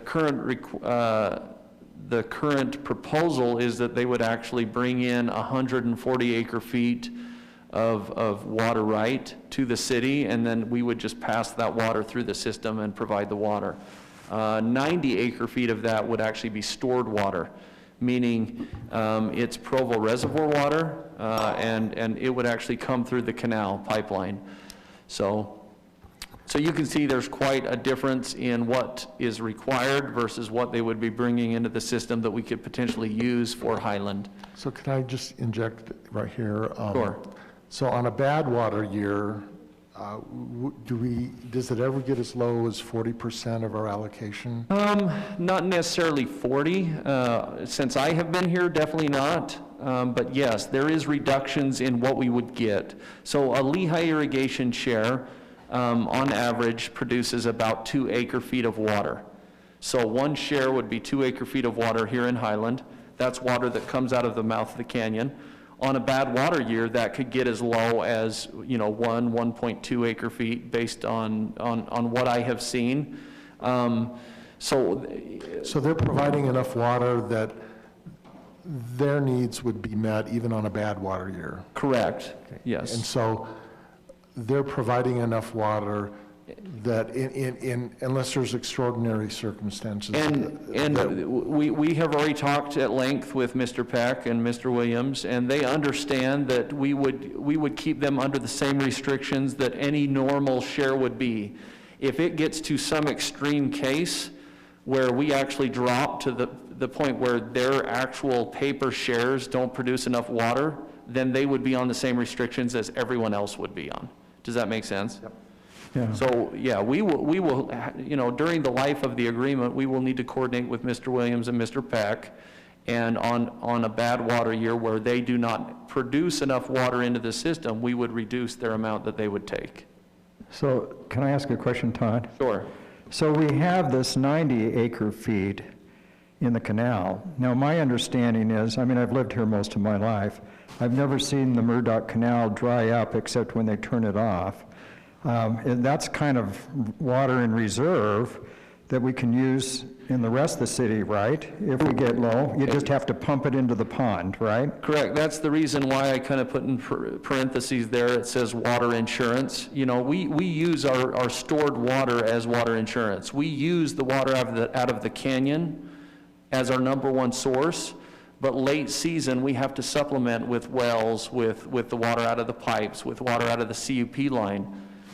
You're correct. The day may come where, and knock on wood, it doesn't, but if we have bad year after bad year after bad year, and we lose our stored right in Deer Creek, and it gets so low that we don't have the water there anymore, that 90 acre feet would be very, very low. And in those years, we all would be in a pretty bad drought, and would have to put restrictions on everybody, including Mr. Peck and Mr. Williams. So I have a friend at the CUP, and he says the poor water users are pretty aggressive about keeping Deer Creek fuller. So I don't know. We manage our water much better now than we have, especially with Jordanelle. Now that we have Jordanelle, you have, you know, 2 reservoirs to control the flow. Years ago, it would spill a lot more and make it to Utah Lake and not be usable. But now that we have Jordanelle, they do a much better job of always keeping Deer Creek full. But this 90 acre feet seems to be good insurance for the rest of the city, not just for the Pecks. And we do this with other people. There are people within the city that don't use all of their stored water right, and we will actually rent it as water insurance and use it when we need to. Okay. So very similar to what we do with the other agreements. So that's the current proposal, is to provide 25 Lehigh Irrigation shares and 22.5 Provo shares, and it equals, on paper, 140 acre feet of water. And like I said, 90 of that is the Provo Reservoir shares. The applicant will be using the PI system during peak hours, during off-peak hours, excuse me, between 10 a.m. and 8 p.m. This will allow us to better just run the water through our system. It comes in, it goes out, and it doesn't affect the water that we currently use for the residents of Highland. Applicants will be paying $40 per acre foot of metered usage, so all 3 connections will have meters on them. And this is to cover system impacts, staff time, pumping costs. The applicant will also cover all costs for making the connections to the system, the physical connections themselves, excavating, the piping, and the meters. Will they be paying a connection fee? I mean, right now, if a Highland resident comes in, they have to kind of pay a fee to kind of pay for all the all the infrastructure that Highland City's put in. Will they be paying a connection fee part of that? So part of the connection fee that we charge is actually for the meter itself, for us to go out and install it. They will be taking care of that as their cost. So there will not be a connection fee. We also charge an impact fee. That also will not be assessed to them until they actually develop their property into lots, and then those lots will pay the impact fees. So they will not be paying any impact fee to Highland City to be able to access what the residents have built in Highland, correct? Correct. Okay. So basically the proposal, Kurt, as Mr. Peck and Mr. Williams have proposed, is that we will just act as the pipe system to distribute their water. And the reason is to do these two things. The benefits to the city is, number one, to abandon the Harmon ditch. This is the ditch that goes through the Wimbledon subdivision. It's been a problem for years. It only supplies water to Mr. Williams and Mr. Peck, and one other user, Beth Wilson, is a small user. She is actually currently on the PI system, but she uses her flood irrigation water just on the back portion for her pasture. So we still need to go and coordinate and work out with Mrs. Wilson to get her off the ditch before that can be fully abandoned. The second benefit is... Just answer there, if she says no, the ditch stays, right? Correct. The other issue is, right now, we are currently in the final stages of acquiring property for the 6800 West Road project. As part of that project, we will have to do some piping down that road for the irrigation ditch. We also are in the process of negotiating right-of-way with Mr. Williams and Mr. Peck for that road. And so they're, as part of this agreement, they have been negotiating the sale of their property and waiting for this PI agreement to be finalized before we finalize right-of-way acquisition. That is my report. I kept it short and sweet. My council report is much longer and more detailed, so if you have questions, I'd be happy to answer any that you have. Todd, I've got a couple, if that's okay. So earlier this year, we approved dropping a third pump into the lower reservoir. Is that right? Correct. And that would be beneficial for this as well. Is that right? I mean, you have more pumping capacity. Correct. The kidney pond for years has had 2 pumps. It was designed originally for 3, and we've had an empty spot for a pump. We also had what we call an orifice plate on the canal connection, the Murdoch Canal connection. The Murdoch Canal staff has come and removed that, so we now have more ability to put water into the pond. We didn't want to do that until we put the overflow. The city council has already approved the overflow construction to that pond. So by putting the pump and the overflow in, we have a better ability to put water into the pond and pump it back out. So we can keep the pond level higher, is that right? Correct. So we'll keep enough water in the system. So, I mean, the Pecks are either going to water from the water coming down that ditch, which is in a trail and is a hazard, or they can water through the pressurized irrigation system. Well, currently, they can't do it through the pressurized irrigation system. It's one or the other. Well, in the future. Correct. Yeah, that's so what we're we're eliminating the ditch, and any of that water that was going down the ditch, we will currently put it into our pipe system at the mouth of the canyon, and they will then turn it out. So it's coming through our pipe system instead of down the ditch. So an additional benefit to running it through our pipe system is we lose less water to evaporation and seepage from the ditch. So they're going to get more water and preserve more water for other uses. Correct. Running it through the pipe. So that benefits everybody as well. Right. Correct. Less theft, too. Water gets stolen. Yes. Well, and people don't know they're stealing. They just see it there. And No, they see it there in the water. I mean, it's just kind of natural. so it's theft and ignorance, but theft does happen. And there are quite a few homes south of Wimbledon that this ditch runs through their backyards on both sides. Correct. So Yeah, in your staff report at the I believe it was the last exhibit that I shared, it shows the full length that we would be abandoning if we can get Miss Wilson off as well. It's actually from 10250 north all the way down. And I measured it, and it seemed like it was 6,200 feet roughly, so well over a mile of ditch. So there definitely are some pros to agreeing to this. If the city council moves forward with the approval, then we will, get with our attorney and write up an actual agreement and with all of these terms in it, make sure Mr. Peck and Mr. Williams are on board with it, and we'll get it finalized. And then the council would have to approve that agreement in its finality, right? Correct. I have a few questions. Back in March, the city council approved a moratorium on requests for outside users to use our pressurized irrigation for agricultural use. Nathan, that doesn't apply to this situation, correct? Because this had been previously approved by the city council in 2019? Correct. This request was in before the moratorium was placed Okay. by the city council. So to me, the number one thing that we have to figure out is if this is going to have any negative impacts at all to Highland City residents. To me, if it has any negative impacts, then that would be a no, and if it doesn't, or it has benefits, then of course, that's a good thing. Todd, I remember hearing when I took my water tour with former Mayor Thompson, which was a good day. Wasn't it a good day? It was a great day. We got a drink, we went for a ride. Yeah, and I remember him saying that during the day is when the reservoirs fill with water to then be used in the evening, right? So if the PECs use the water during the day, how can we be sure that there will be enough water and that they will regenerate enough to be used in the evening for our residents? So keep in mind, in theory, on paper, everything works, but, you know, in practice, things may be different. But the idea is Mr. Peck and Mr. Williams, they have water that is not currently in our system.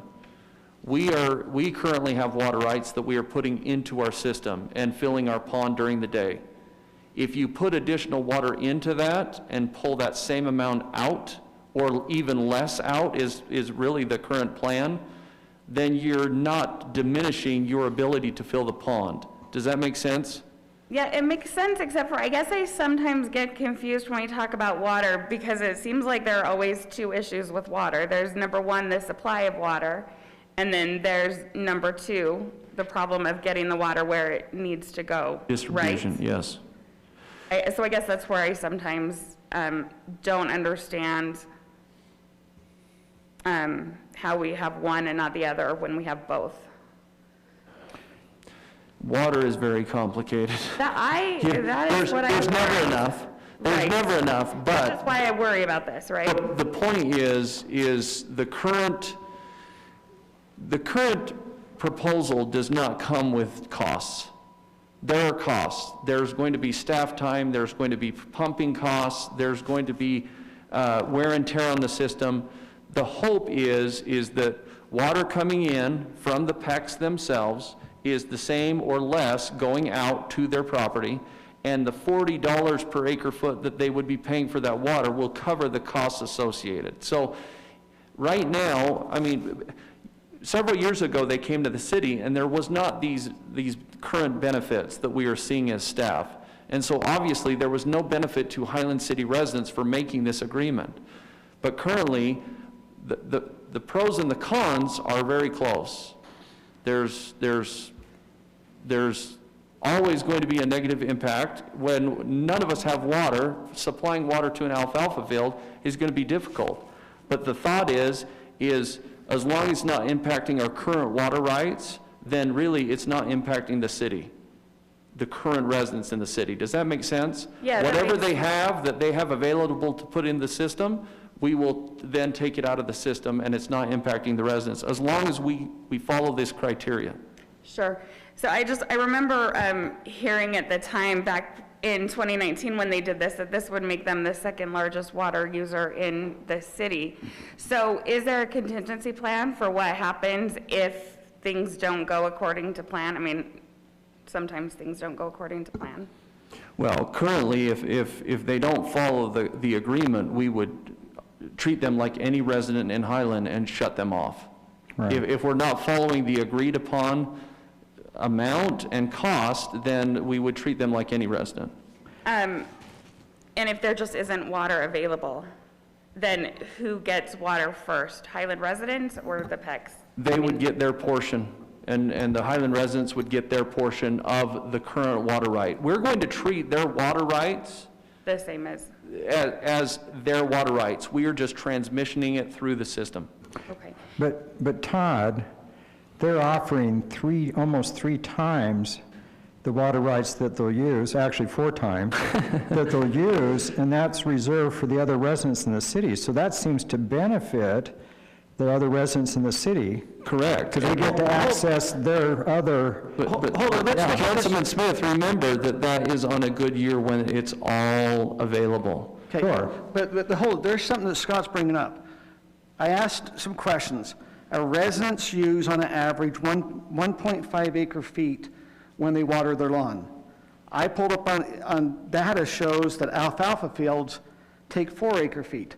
So they need to be giving us 2.6 water shares to compensate for what what they're going to be doing over. We're estimating 51. Well, but when you say they're giving 3 times, they need to, because the alfalfa is going to take that 3 times. Well, Kurt, but we're already taking that into consideration because they're only watering 12 acres of property. So if you do 4, and in the staff report, I said they would use between 36 and 50 acre feet of water.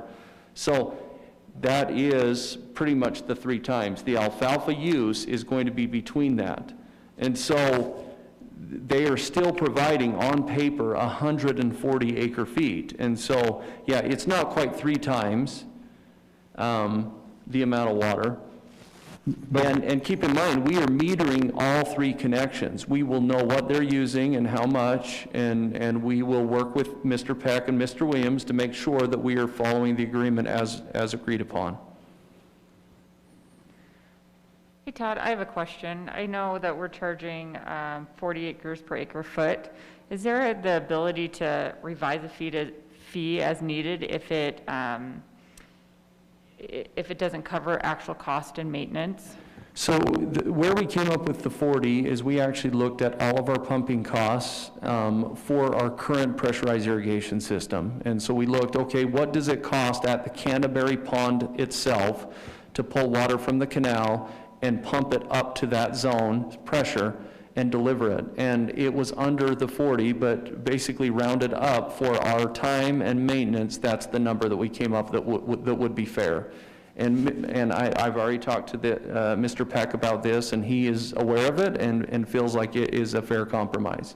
And we also added into the agreement that if we have to raise our water rates in general, yeah, that they would be subject to that as well. Correct, and in the council report, that was part of it, and that's part of the agreement that we would write up, is that if our costs go up, Mr. Peck's costs would go up in pumping. And then the ditch, once it's abandoned, is it going to be filled in? What will happen to that ditch? It can be filled in. Who would be in charge of filling that ditch in? It ought to be Lehigh Water Company. No. I mean, I think if we left it up to residents, then it would probably not be fully filled in. It would be kind of every other home. So I think it probably ought to be something that we talk about. Kim, you were just saying you need a way to wear out your 4-year-old. I volunteer him to fill in the ditch. Can we add a stipulation to the approval of the previous subdivision and say they'll fill it in with their development? That'd be great. Yes, yeah. So can I ask another question here on this? And this is kind of Mr. Peck. Are you going to water every day, or is it like 3 times a week? How does that work? Yeah, Ron. Do you split it up and water part of your alfalfa field at a time if you have sprinklers, or? If you could go up to the thing to address that. I'll share you just a little bit about it, bring you up to speed, then we can answer questions. My name's Ron Peck. This is Tom Williams. That's my sister's husband. We grew up on that farmland down there. It used to be about 100 acres of Peck Dairy Farm. I've worked my life there. And I live in Highland. I live on the Peck Farm, but on the north side, which is in Highland. And just to let you know, I own Peck Ormsby Construction Company for many years. We built this place.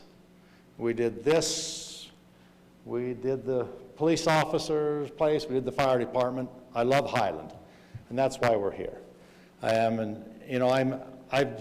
bought from my dad most of the farm. He passed away about a year ago, and my mother passed away about 10 years ago.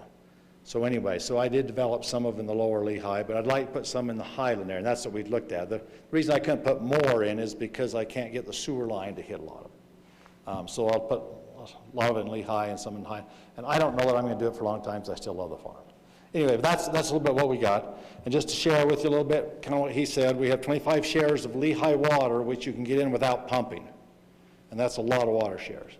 And then there's the 22.5 Provo shares, which is like worth 2.5, 3 times more value than the Lehigh shares. And then we also have 9 Highland City shares we'll give. Some of those is the Williams and some is ours. So we'll donate that to you too.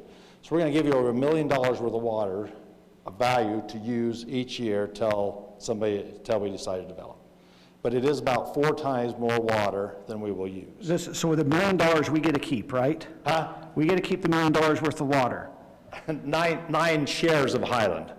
Well, no, I mean, you said that you give the city all the water shares. Are you giving or what? To use each month, or each year. So you still have. I'm not giving it to them just. You have ownership, so it's not really coming to us. Yeah, it's not coming to you, but we will give it all to you, and we will pay the fee, which is about $4,000 a year. We will pay that fee.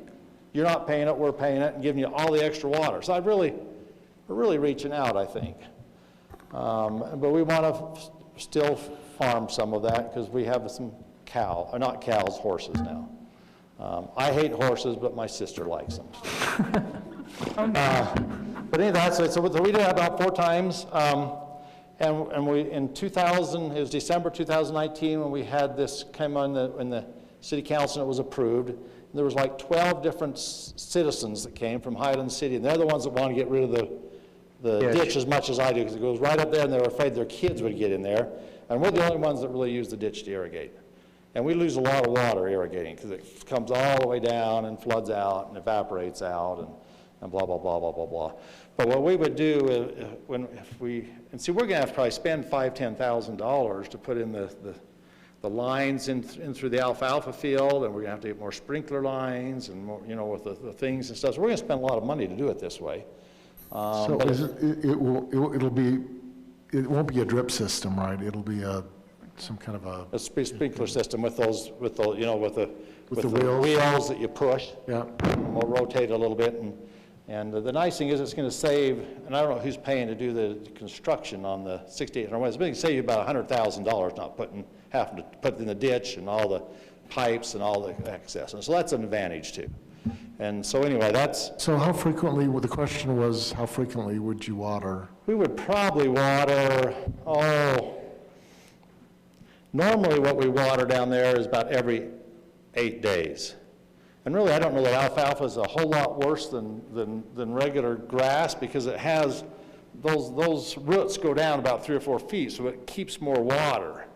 Because we water it like about once every 8 days, but it's probably. You're not going to be watering every day. Huh? You're not going to be watering every day. We'll water different parts of it each day. Each day, okay. Yeah, because we can't water it all in one day. You can't water 10, almost 11 acres in one day. So we'll water like a couple acres each time and move the pipes down, rotate the pipes down and water it again. How many hours do you water at a time? We usually water each section about 8, 9 hours. But Okay. it's with the sprinkler spreads a long ways, because the sprinkler heads are about 50 feet apart from each other. They're bigger sprinklers, but they're a lot more spread out than on your lawn. So anyway, that gives you that information a little bit. So we figure we're saving money, and it's making it easier, and then it really helps those houses up through there not to have the ditch. And that's pretty much everything.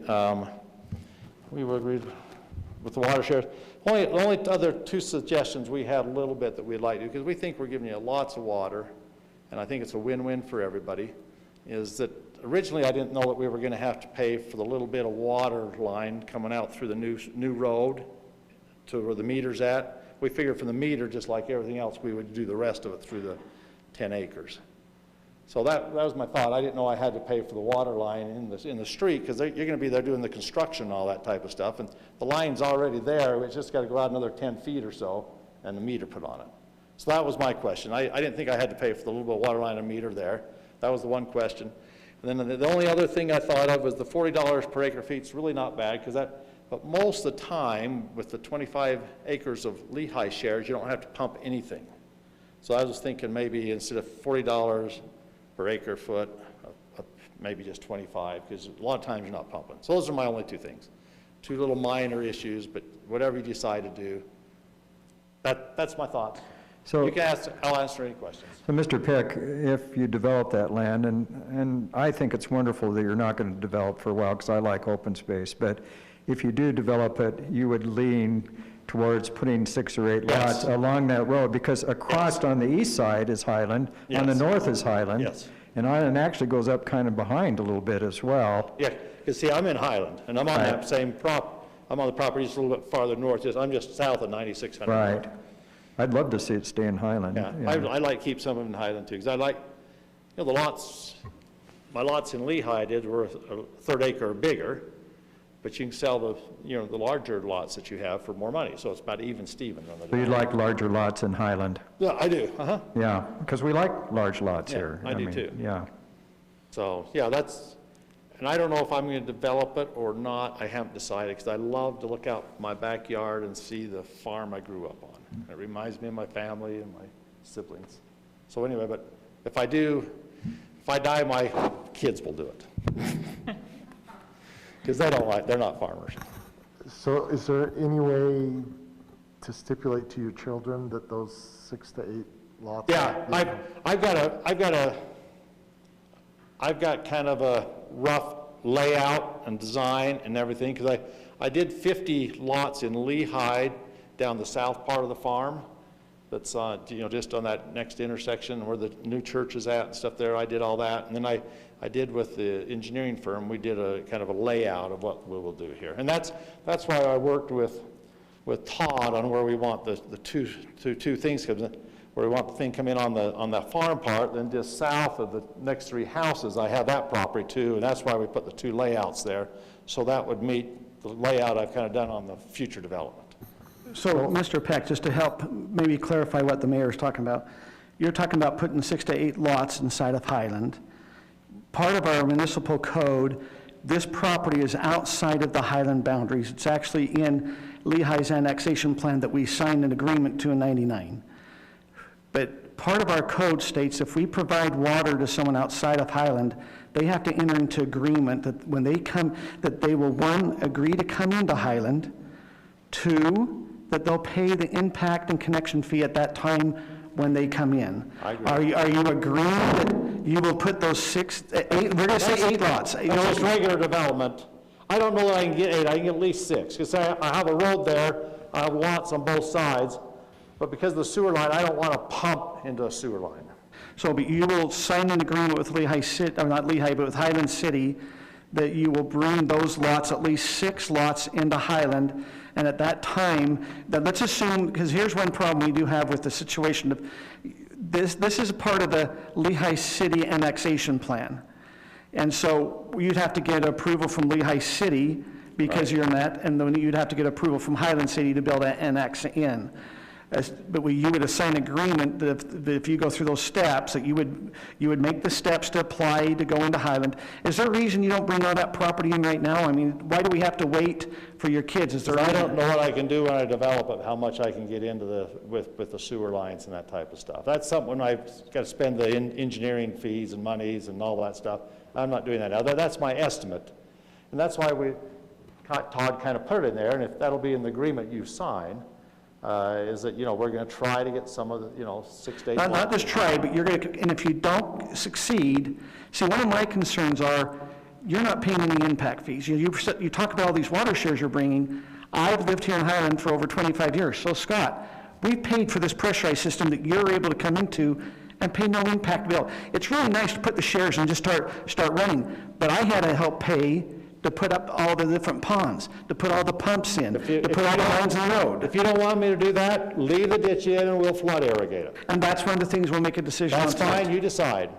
I'm fine with flood irrigating too. I think it's a real win-win. It protects all those people and all those things. I'm giving you 4 times more water than we used when we flood. So that's why I think it's a win-win. But whatever you want to do, that's your let me ask you, in the staff report, they talked about that Lehigh has irrigation lines also in your property. They do. Where's that in relation to this 12 acres you're watering? What they do, it's about, do you want to show the property line up there? I can show you where that goes. It goes, my house, you see the very west I'm familiar side. where your house is at. My house is right hard to show you which one. It's one of those lots right there. Yeah. That's where I live. And the Lehigh water comes, because see, when I did this subdivision down, see that subdivision down there? All those down there, I did. That's the Peck Dairy Farm. And when we did that, what they wanted to do was, because that's when Costco and some of those things went in, they wanted more water pressure. And so when I did my subdivision there, we did that. Then the road goes up just east of my house, up to 9600 North, which goes up to their subdivisions up there. And so that's why they wanted to put that in, because they had more water pressure up here than they had down on 900 North in Lehigh. So have you talked to Lehigh about connecting onto their pressure? I mean, I did. If I annex in the city, I could use it. But I don't want to annex into anything until we do the development. Yeah. I'd like to make a couple comments. So I think it's real easy to get hung up over annexation plans, but when I was on the council before, Micron came and wanted to annex into Lehigh, and that's the east part of the land east of Micron, and it was in the Highland annexation plan. Okay. And in the bottom line, it comes to where the owner wants to annex a lot of times when it's right on the border. So we lost all that land, and it was supposed to be in Highland. So I'm not, to me, this is kind of payback. Because I'd like to see it in Highland. So Scott, just, Mr. Peck, you would be okay allocating that you'll bring in at least a minimum of 6 acres or 6, I mean, is that what it is, about 6 acres? Six lots. 6 lots. But if you're mentioning if they're acre lots, I just trying to. No, they're like half-acre lots down there. Okay, so you're talking 3 acres. Something like that. It all depends on, I don't want to pump the sewer lines. So it just depends on what's available when they do the engineering and stuff. But we can look at it when that happens. We can look at it and you can put it on the thing, and that's why Todd had mentioned 6 or 8. It just depends on what's available to work there. Because whoever does the development's not going to want to pump sewer into the line to work it. So whatever works out. Because I don't think it's that big.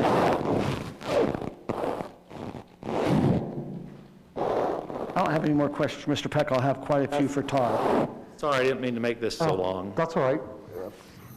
Thank you, Mr. Peck. Any other questions for Ron? I don't have questions for him. I had one more question for Todd. All right, thank you. Okay. Todd, I think you already answered this kind of, but so you don't think there's a chance that it won't regenerate during the day? You think it will be fine for our users at night, 100% of the time?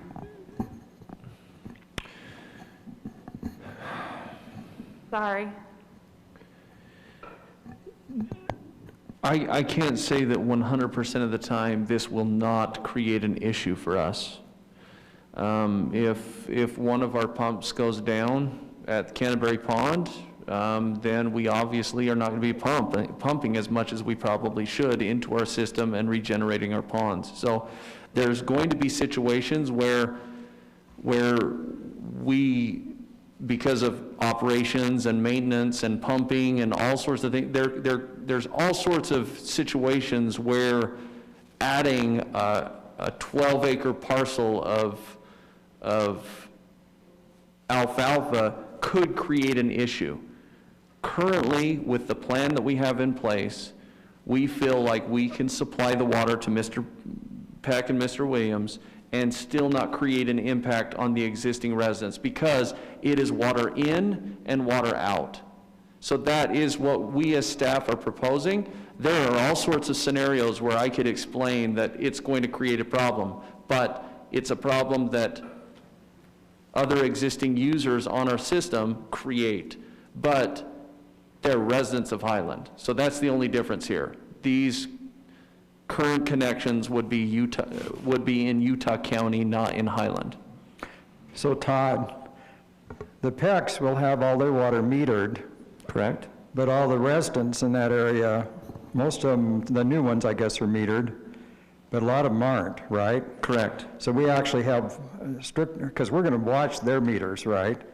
But the other meters, I guess we watch, but we don't bill on those meters. Is that correct? We constantly record data from the existing meters out there, and you're absolutely correct. It's all of the newer connections over the last couple of years. We adopted that in 2018, where we started putting in meters. But yes, we will actually bill off usage based on these 3 meters that we have. But we're actually treating them different than the rest of the citizens, because the other citizens have meters, a lot of them, but they're not going to have to pay yet for what's on the meter, but we're having them pay per meter. Correct. So I think we're being even stricter with them when they're giving us 4 times the water in some ways.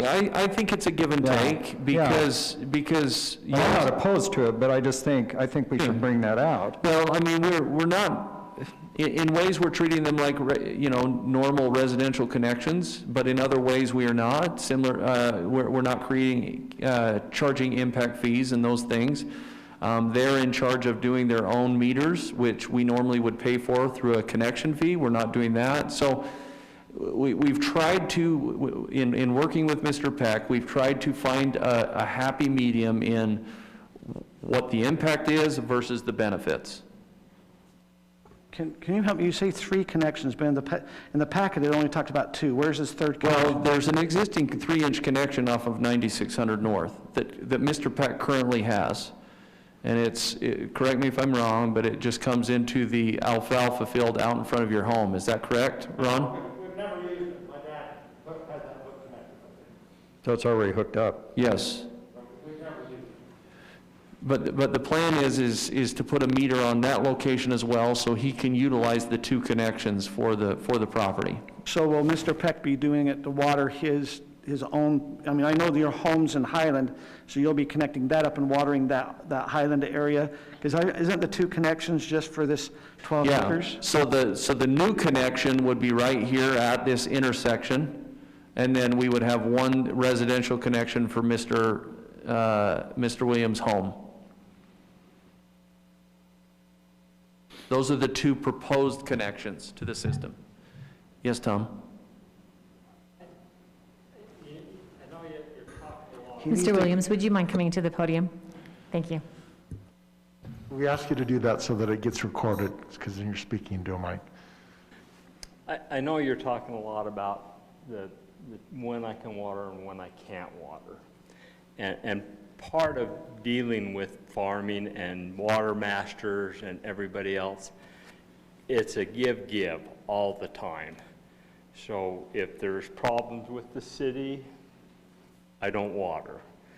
It's just that simple. You know, I water when it's available to me to water on that. It's not like I demand it and I have to have it right now at a certain time on that. This actually gives us more flexibility for the city and to me and me to water when I need to.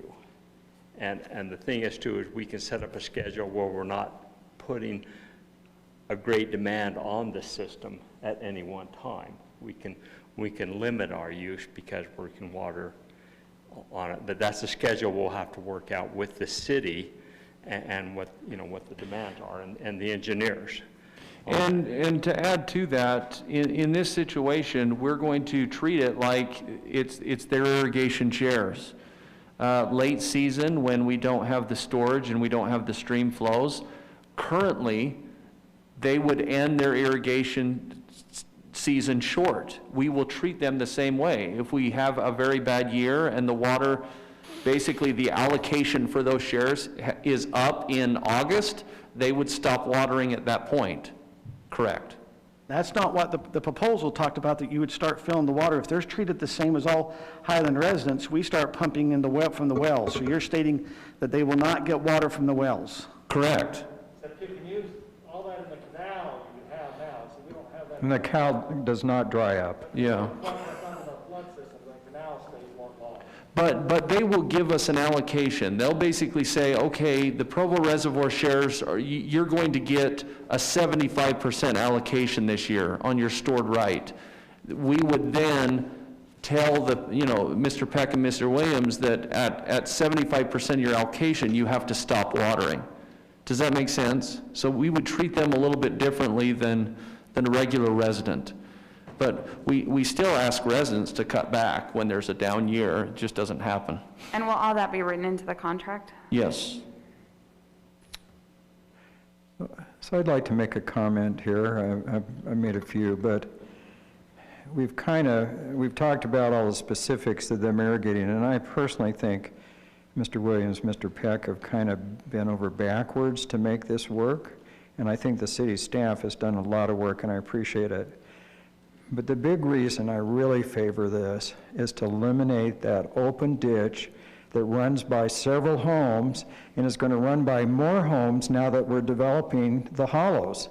And so you're going to have a lot of young families and a lot of kids, and little kids love to play in ditches. I'm sure Councilwoman Rodella's kids have played in a ditch before. Many times. Many times. And there's always a risk when there's water running pretty fast that there'll be an accident. We lost a young child and an adult who tried to save him over in my neighborhood 25 years ago. It was devastating. And so if there's a way we can eliminate this ditch, I think, and they're working so hard to work with us, I think we need to get rid of this ditch and support them on this, especially if they're willing to bring some of their property into Highland. Because years ago, Draper came to us and wanted to de-annex the area that's the Blue Bison. And for various reasons, it wasn't done. And I think a lot of it was utilities and water and different things, but that's been a problem ever since. And I just like I'm kind of a city nationalist. I'd like to have more property in Highland that's low density. And so I really think this is a good win-win for the city, especially all these extra water shares that you can get out of the canal, because we've never seen the canal dry up. So, I don't know, it's a benefit for everybody. The nice thing about getting rid of that ditch is that ditch was in there, that subdivisions were done years ago when they didn't have to pipe it or anything. The problem we have now when we go up there, we'll see people are cutting into the ditch and watering usually their gardens and stuff illegally, because they figure nobody ever sees them do that. But we've caught that every year. But it's your water that you pay for. Yes. Yeah. They will kind of borrow a little bit of that to do their garden and stuff like that. Nathan, the way that I read the city code, making this decision doesn't bind us to anything else in the future, right? Everything is decided independently. Yes, in fact, as mentioned,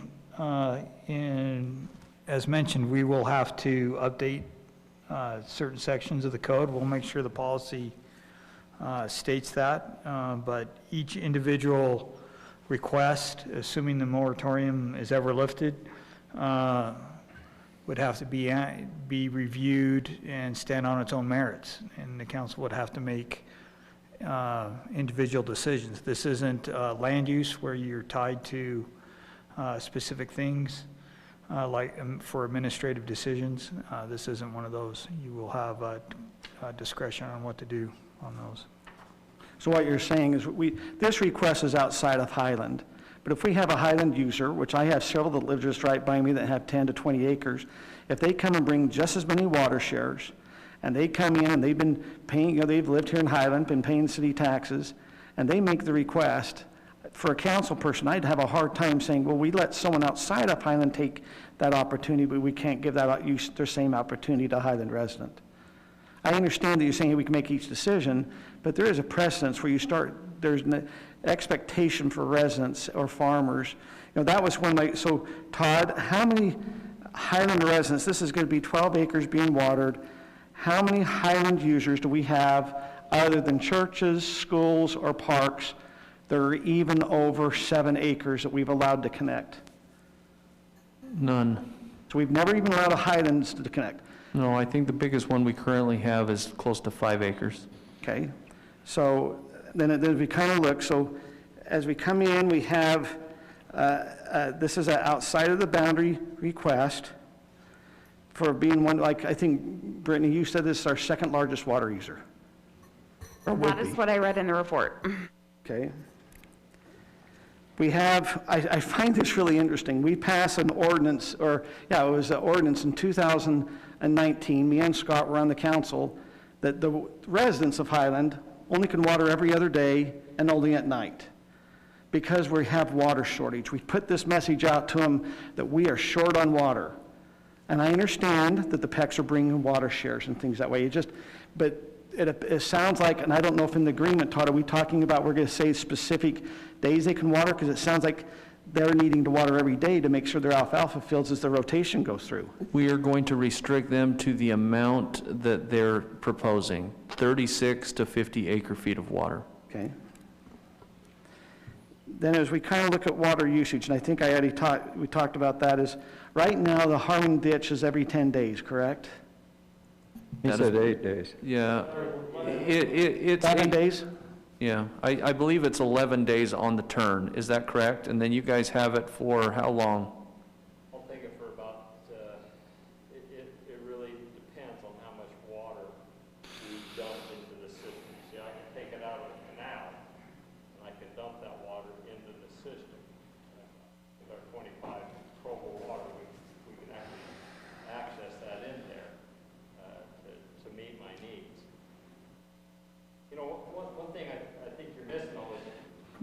I'm sorry, I do need you to come to the podium so we can record your thoughts. Thank you. We're kind of taking the biggest risk here because we're eliminating our delivery system right now. Well, aren't you to get a much more reliable system that you don't have to wait every 11 days to get? Well, if we lose my ditching, the ditches, and we do that, I'm counting on the city that their system, can deliver on that. So really, if Ron, in my opinion, if Ron does do this development, he's committing himself to the city on that he is, that if we can't deliver that water there, he's gonna develop it anyway on that. That's just a matter of fact. Where's the Mitchell Hollow ditch? Because it talks about that there was 2 ditches that service this property. The Mitchell Hollow, if you can look down here, it comes below. Yeah, it comes through here, correct? Yeah, it comes down through there, and then I actually pump up the hill. Okay, that was what. With the Mitchell Hollow, and I still have that option to. Correct me if I'm wrong, the Mitchell Hollow ditch comes through the equestrian, the county property, correct? That is correct. Yep. It goes right down there where the pavilions are. It goes underground through there and it comes out down below. Which water shares are in that ditch? Is that AF water or is that Lehigh or Provo? AF water shares, which you're not giving us any AF water shares, so you're planning still to have that little ditch? Because that was one of my questions. You have about 35 acres, I think, that's open ground here, and if you're only putting 12 in, are you still planning to maybe run that Mitchell Hollow ditch to farm the other? That was one of the concerns. Hold on, they got to start tapping in to go larger than 12 acres. We're not taking, the water that I deliver out of the Harmon now is you see where the big rectangle box is up there? Yeah, I water actually from there over to that first line there. That's what we water with the. So, Mr. Williams, what's your anticipation? Are you anticipating annexing in the Highland? I know you're on Highland water. I mean, the drinking water. I think you're on the drinking water, right? Which, because you were kind of grandfathered in when all this is kind of happening. Are you anticipating going into Highland yourself, or are you anticipating, because like I said, there's an agreement that all this property that we have outlined in red is supposed to go to Lehigh City based off the agreement. Scott brought up, and I agree with Scott, that probably what the property owner would desire. Property owner wants to do. Yeah, what the property owner would probably be which way the cities would probably lean. My property slopes quite a bit on the back, so I have the same problem that Ron does. I mean, if I did develop, I can develop easy on maybe one lot in front of me, but everything behind me slopes down, and then we're faced with the same pumping issues. And so the natural thing would be to annex into Lehigh on the back part of the property. But your front, where your home's at, would come into Highland. Is that my house is my house? I'm right on the road with my house. So, I mean, are you okay in the agreement putting that the home will come into Highland and? Yeah. Okay. When I, It would make sense because with this agreement, we would provide the home with pressurized irrigation. He's currently on the City water. The city water. Are you still on septic, Tom? Are you still on septic for sewer? yes. Yeah. So his home could sewer to 6800 West at that point, but the rest of it probably would need to go to Lehigh. So the properties along the 6800 could easily annex into Highland. Correct. But because the slope, the back end of those properties probably go to Lehigh. Correct. But we'd probably have larger lots if they were in Highland, I would think. South of 96 from the north, they're not as large as on the north side. Uh-huh. So, yeah, our current zoning, everything south of 96 is R120 in our current map. Okay. I went from those subdivisions up there, and I did some bigger ones up there. Some of those are acre and a half. Right. Okay. We did on the Peck Farm, and then, But these are at least a half acre. yeah. Okay. But farther south, they're a third acre or less in Lehigh, Correct. third acre. Yeah, when I went and clicked on some of those parcels, they were about a third acre. It looks like what you've developed. And it looks like there's 2 roads stubbed from those subdivisions down there to be able to come up to the north, up to this property. Is that, and that's something, I mean, I'm just saying, so it appears that you're amenable, both of you, to say the front side that's facing 6800 will come into Highland. We can put that in agreement. But the stuff that starts to slope, naturally you're saying, hey, for sewer, it's going to make much more sense, or for water to have it go into Lehigh. And that's something you'd be okay putting in the agreement then. Correct, that's what that's why I kept going, why are they not going Lehigh? Because there's already water irrigation lines there. Well, it's kind of unique.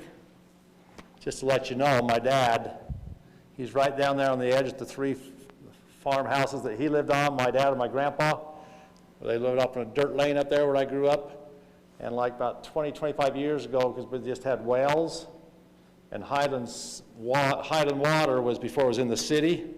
And so we do have a pretty good Highland water line that comes down through there to those 3 houses.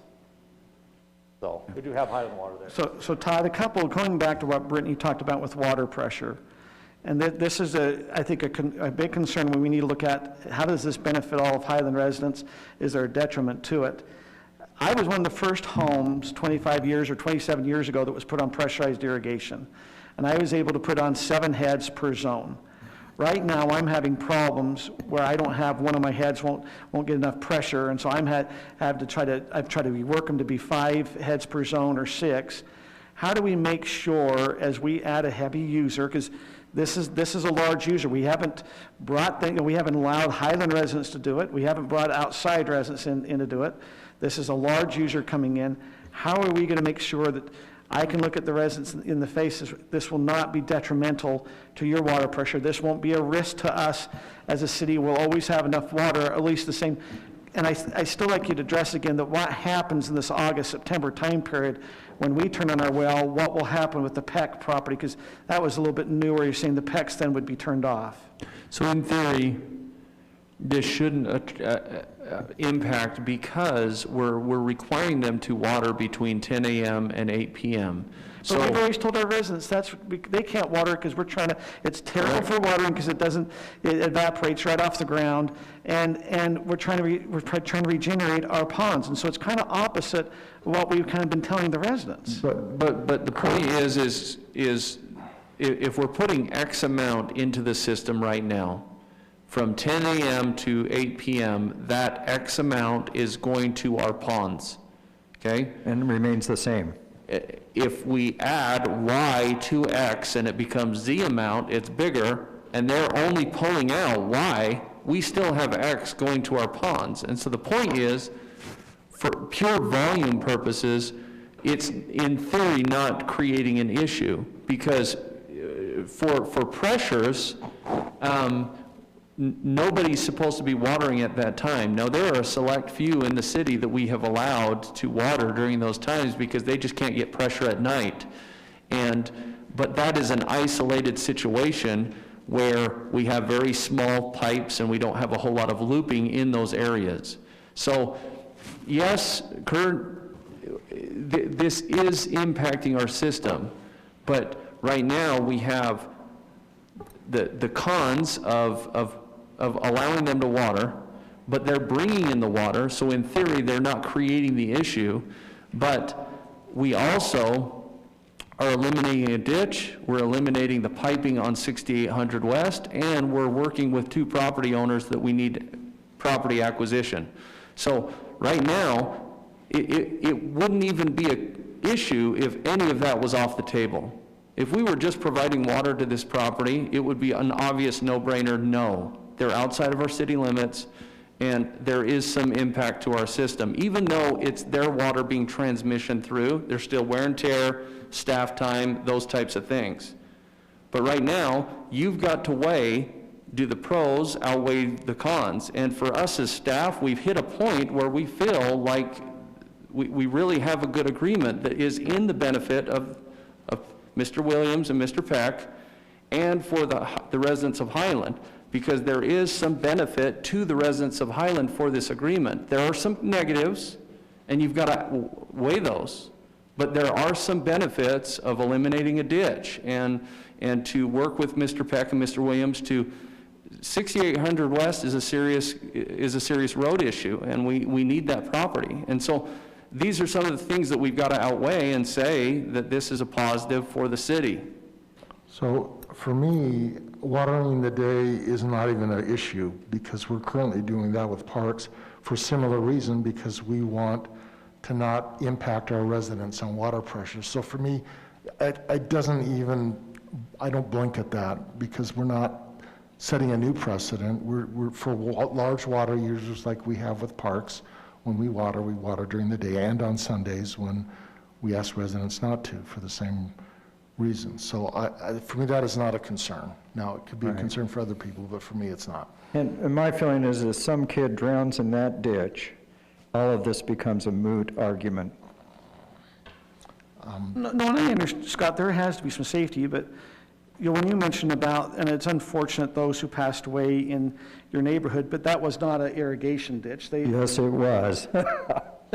Scott? That was an irrigation ditch. It was the canal. It was an American Fork irrigation ditch. The only difference in that ditch is it was cemented. It was American Fork Water City ditch that was later piped when they widened Alpine Highway. Those are different. Yeah. I thought it was more like a little river, and then the other one, the brown one. No, it was an irrigation ditch. Irrigation ditch. It had a lot bigger flows than this area does. So. And that's what I'm saying, your flows, and I think the safety is a concern. I think it's not, but at the same time, when you talk about your little son, I'm going, well, this isn't rushing water, this is irrigation water.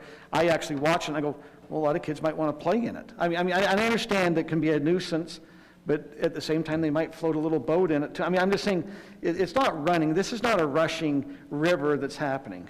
It is water. You can still drown in it. I agree. They can drown, Scott, as you're aware, they can drown in a tub. They can drown in a... Sorry to interrupt, but... Sorry, sir, you're out of order.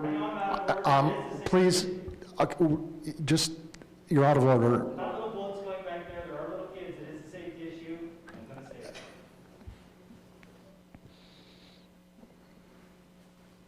So as we come back, Scott, it brought up about the fee of $40. Is that what a Highland resident would be paying for the pumping and things that way? Is that how you calculated the 40, or how did that $40 get calculated? That $40 was 100% us looking at the pumping that we do on a daily basis. We looked at Rocky Mountain Power costs for our different pressurized irrigation locations, and we averaged them all together and said this is the cost that it is to pump 1 acre-feet of water. So we're not recapturing any other costs in the sense, it's just a straight, because when I looked across what Lehigh City did for outside water users, they traditionally charged them twice the fee. Whatever the cost was, the city, they doubled it. That's how, and Lehigh, when I looked at it, they're not allowing any outside users at this time to connect. And I think that's, probably a little bit why the PECs are having they might not be able to connect to Lehigh, so. Any other issues that council needs to discuss?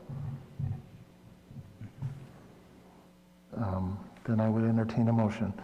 I'll make a motion. I move that the City Council approve the request by Ron Peck for pressurized irrigation connections outside of city limits. I'd also like to add the following condition, that when they decide to develop that property, that they bring the property on the east side, at least 6 to 8 lots, depending on the engineering and different things, into Highland City. I'll Is there a second. Motion by Scott, second by Kim. We're going to start with Brittany. Yes. Tim? Kurt? No. Scott? Yes. Kim? Yes. Okay, that passes 4-1. Thank you, Mr. Bex and Mr. Williams. Appreciate your time. Sorry it's so late, although we have gone much longer and later before, so thank you. Okay, next item. Funding for additional park employee expenditures.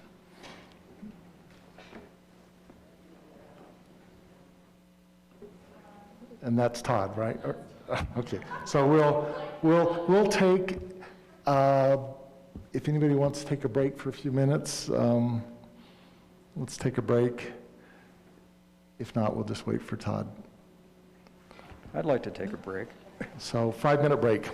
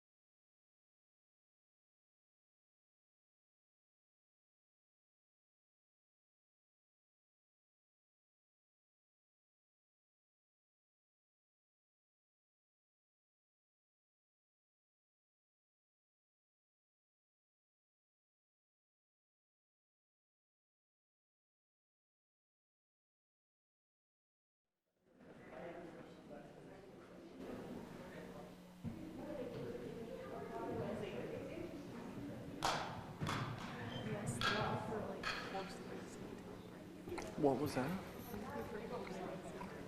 Oh, yeah. Okay.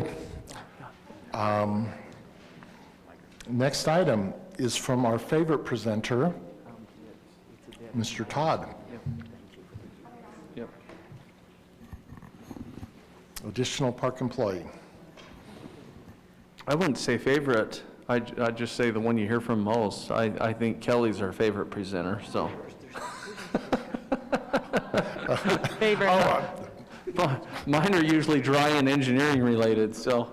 Trying to make him feel good, Kelly. Yeah, Council Mayor, the reason for this proposal is with the expansion of a couple of our parks recently, and the proposal to actually put money into Mountain Ridge and move forward with that. Over time, I think I presented several months ago and kind of showed our Public Works Department back in 2002 was actually 3 employees bigger than it currently is. So over time, we've actually gotten smaller as a department, and our service area keeps getting bigger. So what that means is our level of service is getting worse and worse with time. This is just trying to get back to a place where we feel like we can provide the level of service that the council is wanting. We've heard several, over the last couple of years, several issues with maintenance that we are not keeping up with.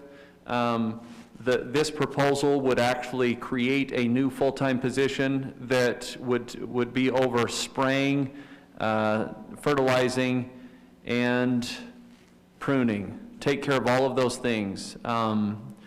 The concern is this position over the last 4 years that I have been here has been a seasonal employee. We are just having a very difficult time retaining them. We train them, then they leave. Then we train someone else, then they leave. We can't afford to keep doing that if we're going to keep up with the level of service that that we're intending to keep. So with that being said, I'm happy to answer any questions. I think the council report shows the costs. I did not include it because it's right there in your report in the presentation, but I'm happy to answer any questions or concerns. Any questions or concerns? I just want to tell, I'd sent several questions about what they would be doing as a park staff, in the wintertime, as this person you're looking specifically for is a pruner, fertilizer, some things, and I appreciate, Todd, you explaining maybe a little bit more of the detail of what, as a full-time employee, what they'd be doing versus what the impact of a part-time employee, so thank you. And one thing to add, winter work, we're a small enough staff that we utilize our staff as a whole. If there is a need, we actually pick and choose, and our guys are great to jump in where the needs are. And so during the winter months, our parks staff act as, extended snow plow staff. We actually assign them to do winter projects. Several of the winter projects that we have done over the last couple of years, the parks, the restrooms, the expansion of the parking in Highland Glen, some of the others. We did the retaining wall several years ago in Highland Glen. If you remember that retaining wall on the east side, we did that as a winter project. We built the park at the mouth of the canyon. So those are some of the things that they do. In the future, we're going to start to try to do a lot more trail maintenance, at least the edge maintenance through the winters with these parks employees. So those are some of the things that we do. It may be ditch filling. Yeah, maybe ditch filling, some of those things. So we keep them busy, and during the winter, we look at our staff as just a public works staff, not necessarily departments, so. Okay, absent any other questions, I would entertain a motion. Mayor, I move that the City Council authorize the funding for a new Public Works Operator 1 in the Parks Department and the funding for the hiring of employee to replace our retiring sprinkler repair person. There's a second. I'll second. Motion by Kurt, second by Kim. Let's start with Tim. Yes. Kurt. Yes. Scott. Yes. Kim. Yes. Brittany. Yes. Okay, next item. Todd, and you're excused if you need to, okay. I think Donna has sat and listened to me long enough. I am happy to listen to Donna.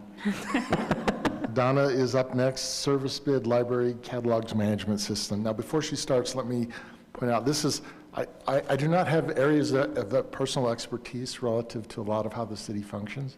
This is one I do, and I wholeheartedly endorse what she's doing. So, there you go.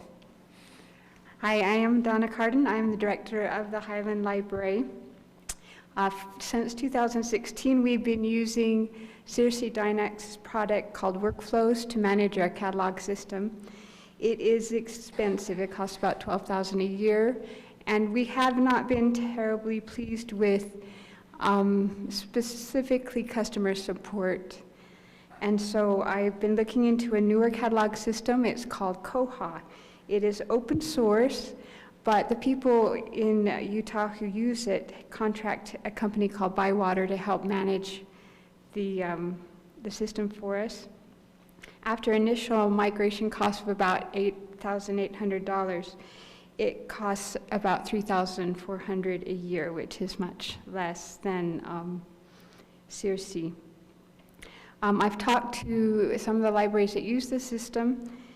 Spanish Fork has used the system since 2009. I think they were the first adopter, but also Wasatch County just migrated this last summer, and I talked to both of those, and both of them have been pleased with the customer support by Bywater.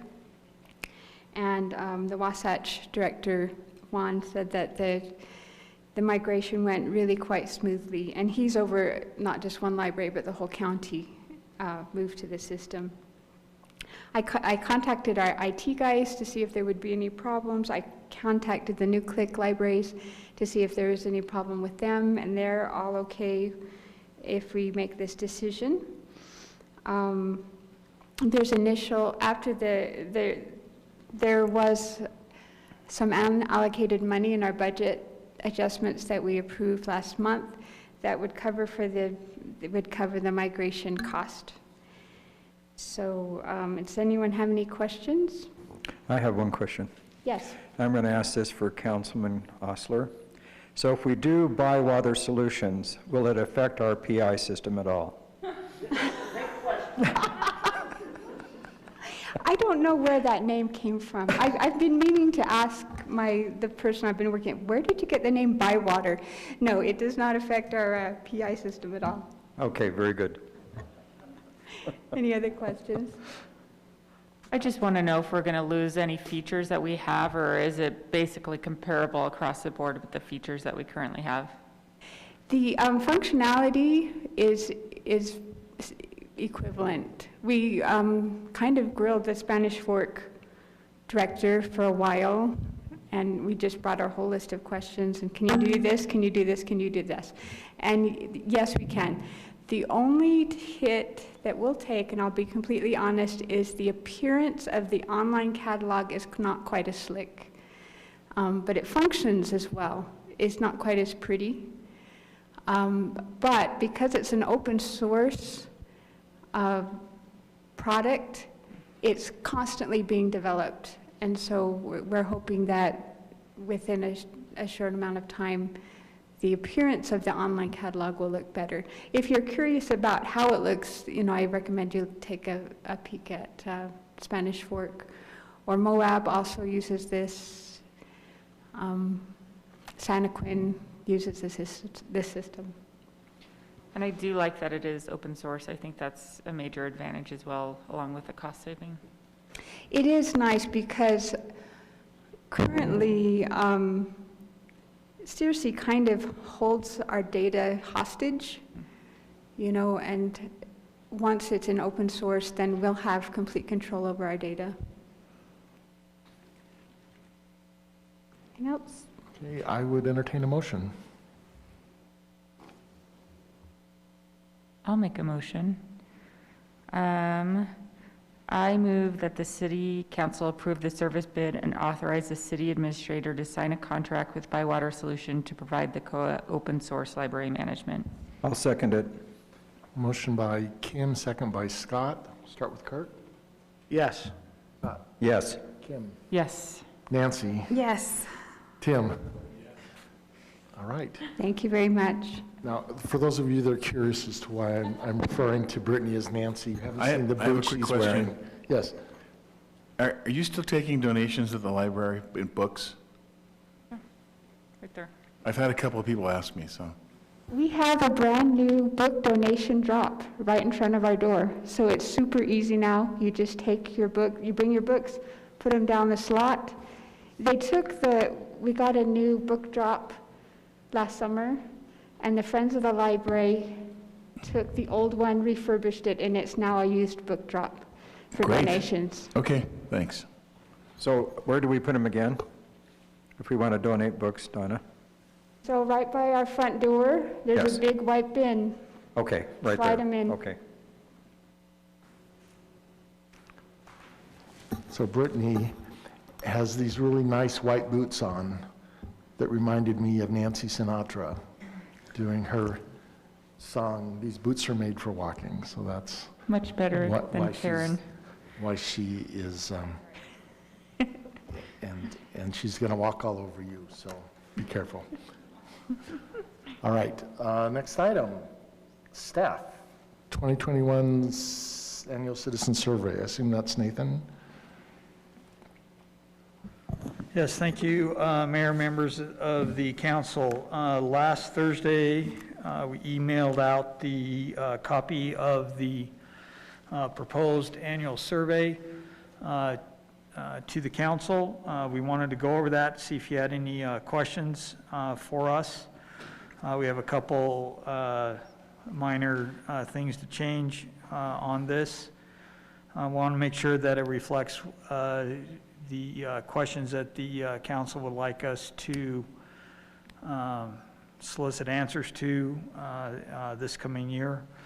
The idea is to have it out in the March newsletter, which requires us to have it out and complete next week, the final draft next week. So that's why we're talking about it this evening. So be happy to answer any questions that you have. So reading across it, you have questions 11 and 12, and they deal with the library. And I wasn't sure if these questions were already answered in the surveys. I mean, the library did a survey in January that was pretty extensive for just the library. And I noticed we still have 2 questions here for the library. I'll let Donna, why don't you go answer that question. So the survey that went out in January from the library was specifically about spaces. What kind of spaces might be included if we decided to try to fundraise for a community center. That survey didn't say anything about programming, and so that's why I submitted some questions about what kind of programming the library should offer in the future. But I do understand that the library has had its lion's share of survey questions lately, so I'm not completely committed to these questions if it's a problem with anyone. I guess my only comment on this is I just want to make sure, I know that one of the questions Nathan asked was whether we should just have the survey be one per household or per adult, and I just want it to be per adult, just because I know that my husband and I vote very differently, and I usually fill out the survey and don't let him know about it, so this would probably help him out. I agree with that. I think it should be for adults too, because you have 2 voters in the house. Yeah. So how would we be able to monitor? Is it still, you're just going to say per address they get to have 2 votes, or how would you monitor that? You would look at it and say, okay, you've got 4 there. It's possible you have 4 adults, right? If your kids are older, but I think you would just look for outliers. And we currently really don't have an issue I know that in some cases, even today, we have multiple per household, even though we ask them not to. I must confess, I'm one of the violators. My wife fills out the paper survey, and I fill out the electronic one, because I want my voice to be heard. So it's a debate whether you request one per household or one per adult, and I think more input's better, so. I would say one per voter. So you might have a couple older kids in your family that are still home and vote. Right. Some people don't register to vote, though. That's the issue. You could be an adult. Oh, so you're saying. Not just, because Nathan and I had a discussion, and I think using the term adult is a better.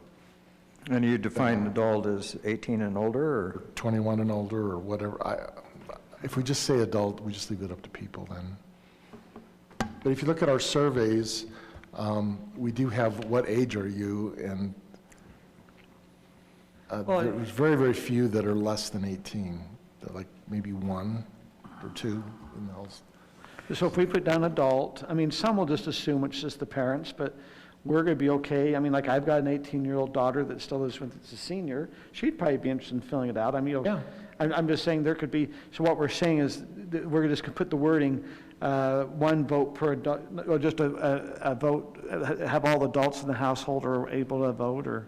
I think that's up to the council. Yeah, so if you look at the first page, instead of one per registered voter, you say one per adult, or however the council would like to do that. If people are honest and they fill out the rest of it where they're talking about their demographics and stuff like that, that can give you an idea of what the information is. It's a snapshot in time. This isn't designed to be statistically valid or anything like that. It's just a snapshot. Well, and let's be very open. This is going in the utility bill. It will probably be the person that opens that gets prepared to pay the bill. That most likely they'll either be the one filling it out, or they give it to their spouse to fill out, or to go online. No, they'll leave it on the counter for like weeks until their spouse sees it. That's what they do. It's true. Or, we do promote it. We do have an online survey, so we do promote the online survey on our website and on our social media sites. I wouldn't want to flood it with, a bunch of high school folks, but. So Nathan, I have a couple of comments, and I didn't look at it super well beforehand. But a few things.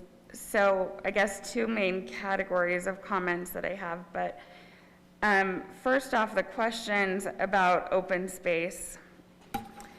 So you have question number 7, I feel like, that explains open space subdivisions and how they're charged $20 a month fee to pay for that. I'm not sure what I think that question should say, but I'm not sure I think it should be phrased that way. And then there's also question number 9, which I feel like I'm not sure that residents will be able to tell how question number 9 is different than that question.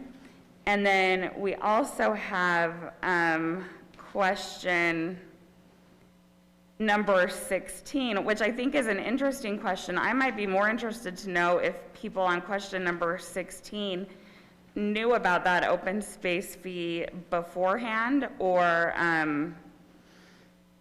before they purchased their home. I don't know. I guess I'm kind of interested in how those 3 questions work together.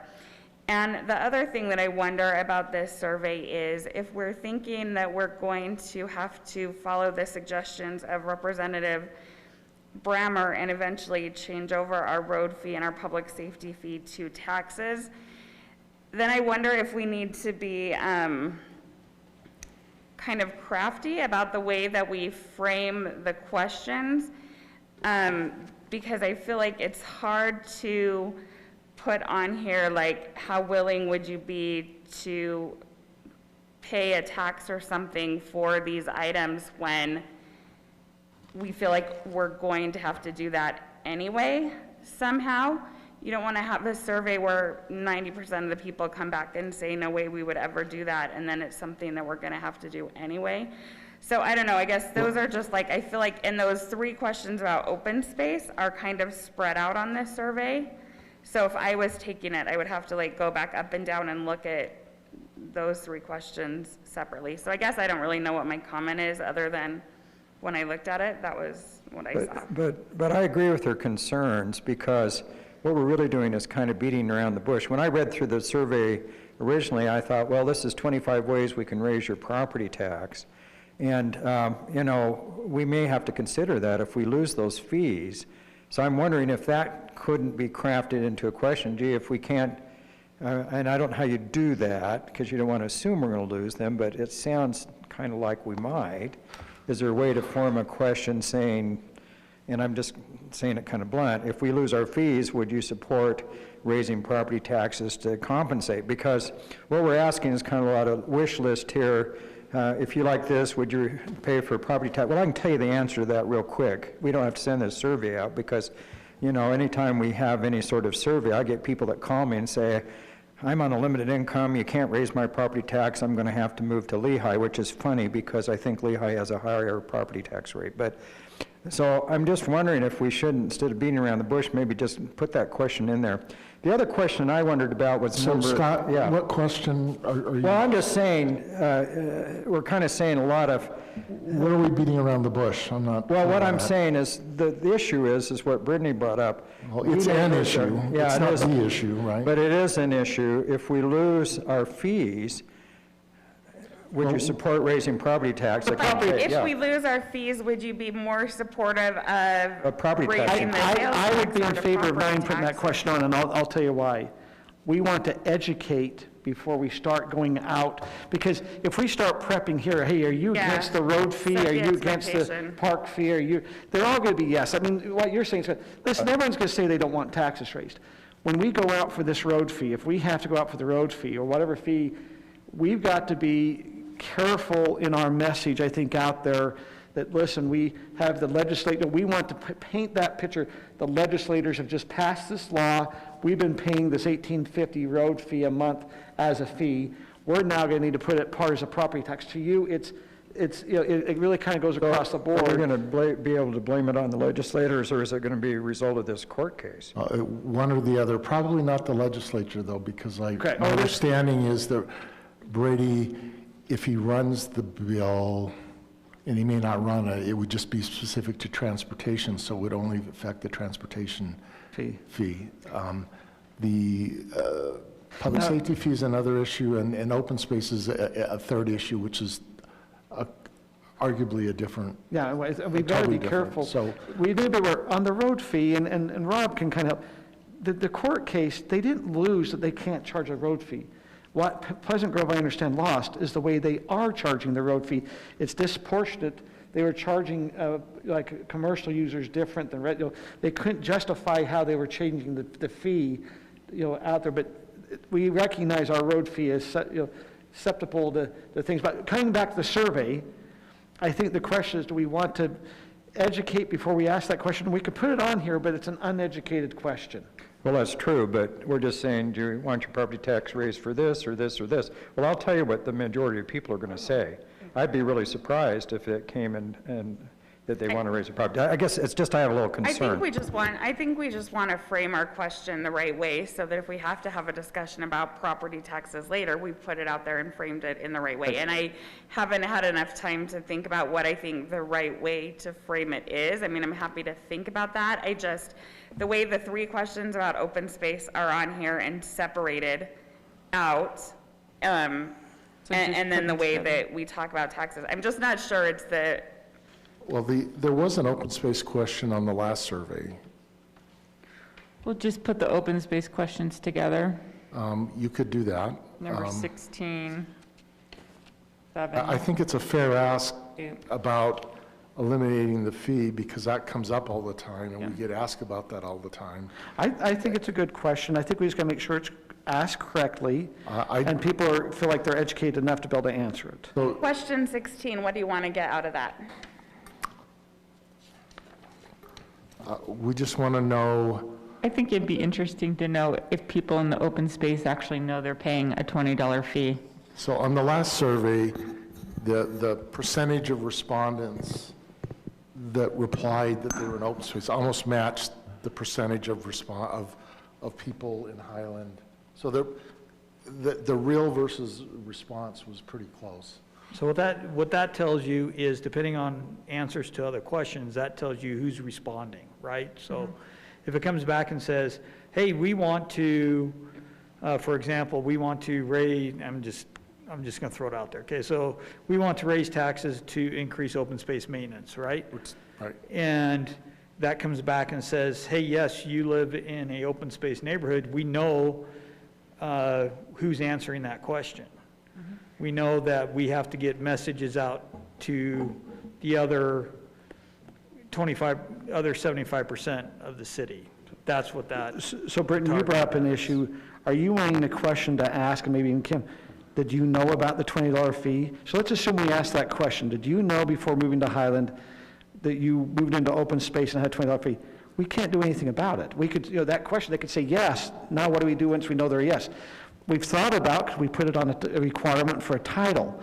See, as an HOA, that's a requirement that they disclose, but because this is a city fee, it's disclosed underneath city fees. And so you can't get a title company to notify them. It is one that, I mean, we could put a sign, I guess, by each of the 18 subdivisions that say you're entering an open space subdivision that pays a $20 fee. That might put a warning out there. I don't know how to let people, Nathan, I know, is there a way to let people know when they're moving in an open space subdivision that they're going to have this $20 fee? We do when they sign up for utility fees, but until then. They've already bought the home when they're coming to get utilities. I guess people know they're paying the $20 open space fee.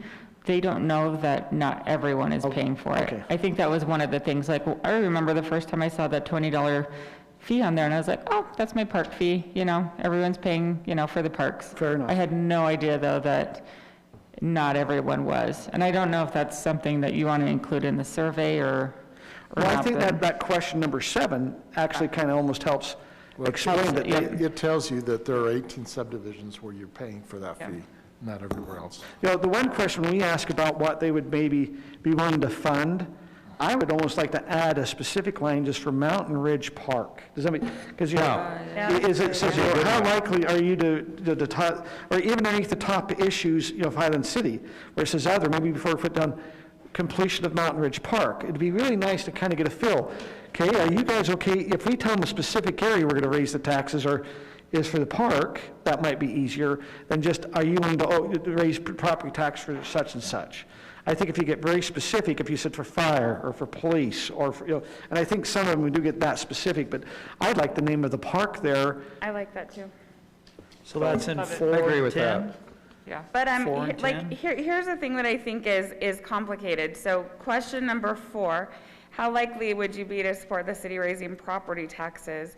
And then question 5, how likely would you be to putting an item on the ballot to enact a sales tax?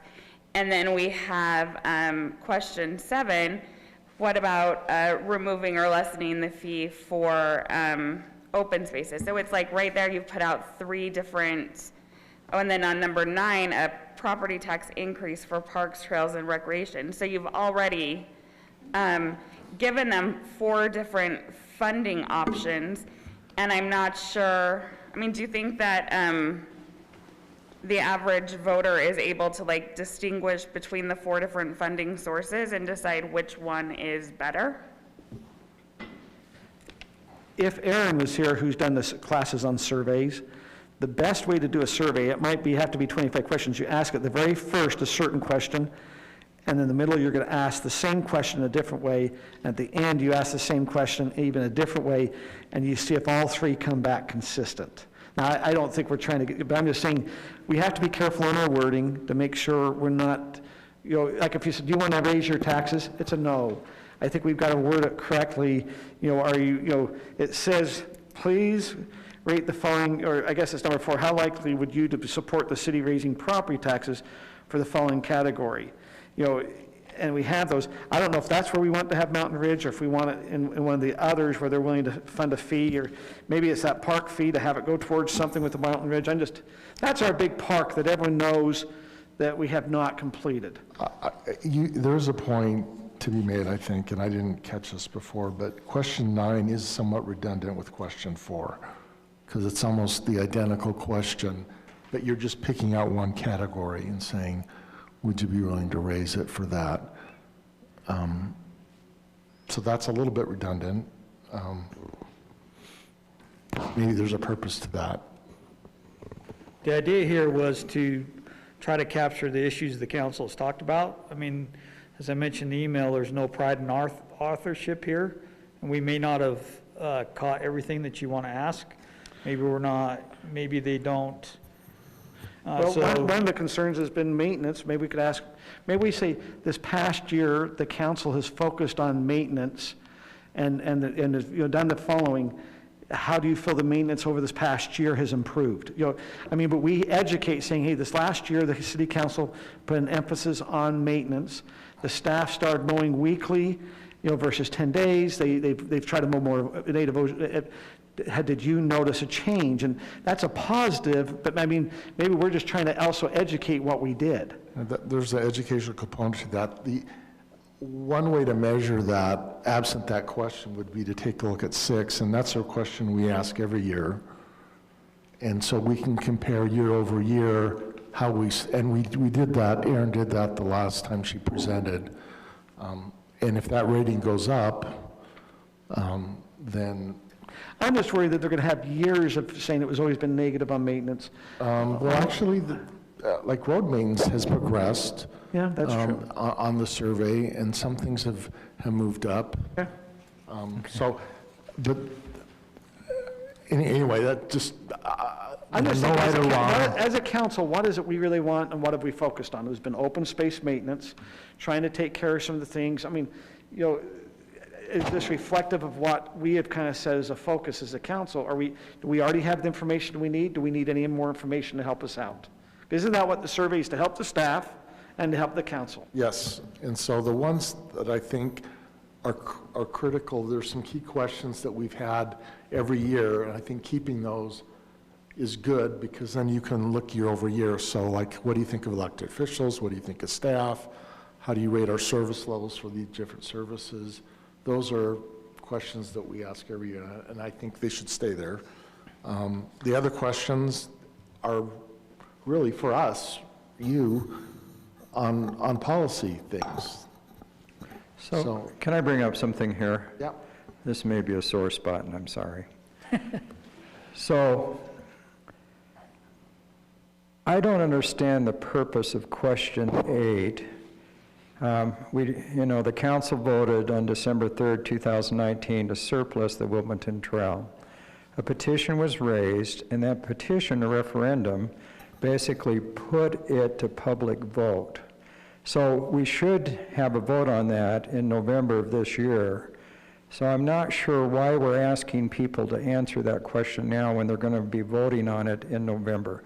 I mean, I just don't quite understand the purpose. So I can answer that for you, Scott. I've heard from multiple people asking that the council make that decision early because having it go to vote again is going to create dissension in their neighborhoods again. But what you'll have is a fraction of the city, because not everybody answers this, but if it goes to public vote, then you have, it's kind of like when we put to public vote the Sunday opening question. So we settled it once for all. But here you're going to have a portion of the city vote on this without it going to thing. So I just have a little trouble with petitions. So I supported the first referendum that was successful in the whole city and paid for it out of pocket. We got 2,112 signatures in 2009. And we went and it said, put it to public vote. But the council then circumvented that by coming in and limiting the bond, said, oh, well, we couldn't have really done that bond anyway. And I thought, I wish they'd decide that before we went out and got 2,112 signatures, because it was a lot of work. My concern is when I've talked to some people who signed this petition, because you have different people going out and spinning it different, one of my partners signed the petition because he was told that if he didn't sign that petition, the city was going to come and take away all the trails in their neighborhood. They didn't even live in an open space neighborhood. So there was a lot of spin that went on, however you fall in this situation. I just think it would be good to have it in with our pamphlets, go to public vote like we said for that, because you don't want to set the precedent, which is kind of set in the city anyway, that if you raise a petition, you get enough signatures, you defeat it. But what the petition says is it goes to public vote, which was exactly what we did with the Sunday opening, and that's kind of been settled now for years and years. So my feeling is let's not circumvent the referendum process by trying to have a portion of the population vote on it before the final vote. And I understand what you're talking about, Mayor, and I don't, So yeah. here's just an observation. Let's say, and we can generally agree that if we get a large enough sample size that the poll is accurate plus or minus X, right, like 5% or 10%. Let's say this comes back and it's 90-10, then you as a council would have the opportunity to decide, okay, is it worth it? Well, we're pretty sure of the outcome. Is it worth it to go to vote for the benefits you talked about? Or is it better to settle it now? And I think having that information beforehand is useful. Whether or not whatever you choose to do with it is But you already have, I don't know how many people signed the petition, you already have a large sampling that said put it to vote. Yeah, and like you pointed out, they might not have understood the question. And of course, you know, when you're going to collect signatures, often you're going to friends that you know, and so you know what they think. So it isn't necessarily representative of the rest of the city. So personally, I think it has value because it gives you information on, is it even worth considering closing this out before the vote? Let's say it comes 60-40. I would say, well then, why would you not take it to vote, or 50-50, or, but if it's 90-10, then to me, there's a valid point to saying, are we going to further dissension in neighborhoods, or are we just going to close this out? Councils overturn the decisions of previous councils all the time, right? Every time we change an ordinance. We did that tonight. I mean, really, there was an ordinance put in place for outside water users that they had to do a certain thing. We're going to have to pass an ordinance tonight to change that ordinance. And I understand that, but I'd like a legal opinion, because it just seems like when people go through all the work for a referendum to put it to public vote, and then the council comes back and tries to circumvent it, that legally, that just kind of bothers me a little bit.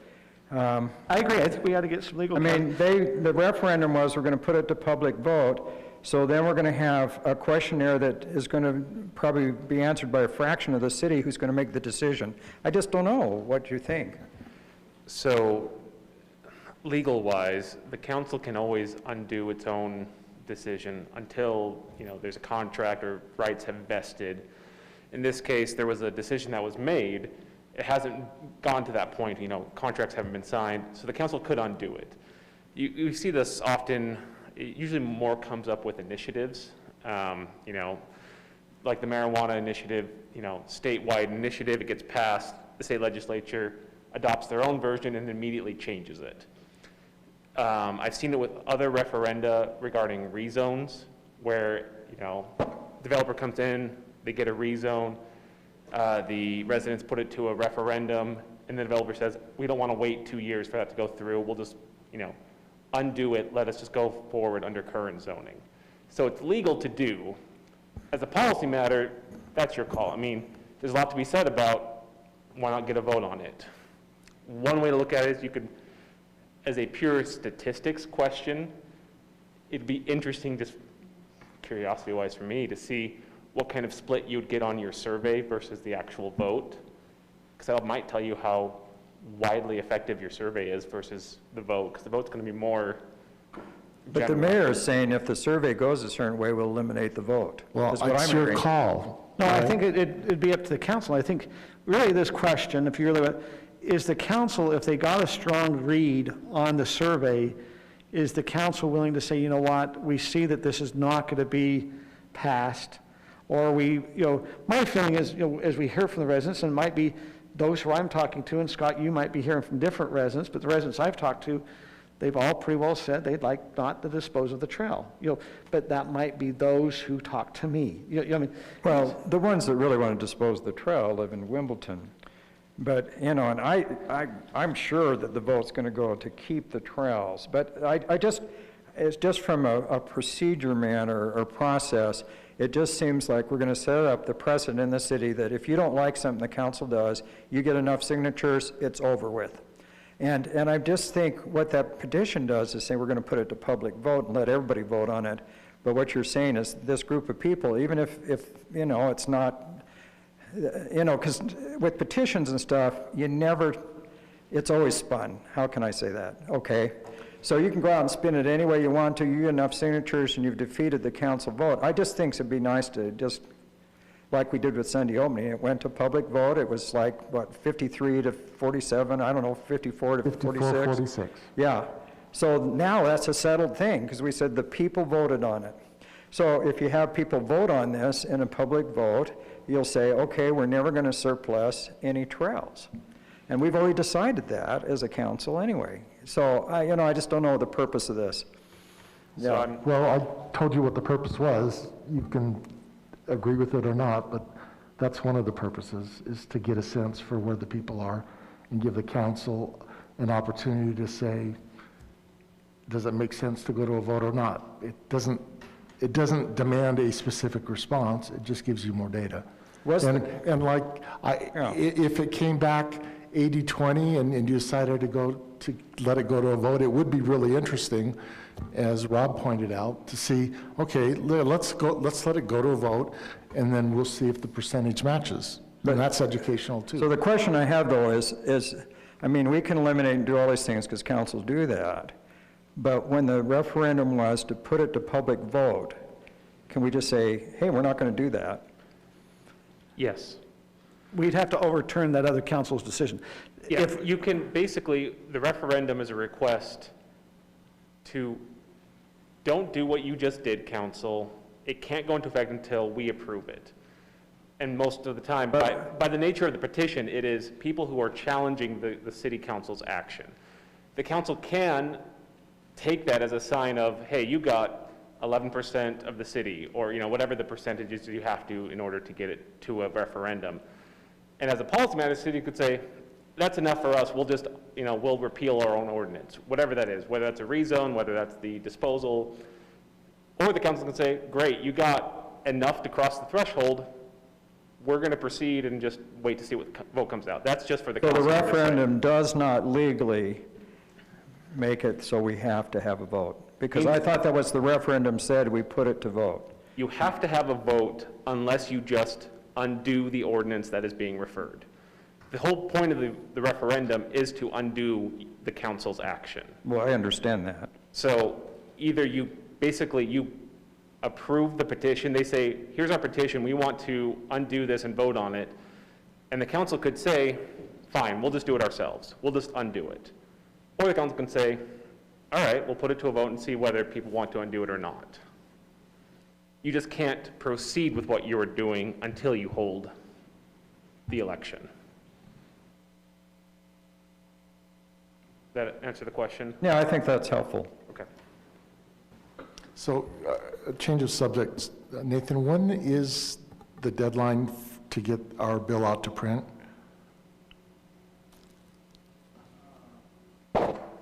So it's basically Monday.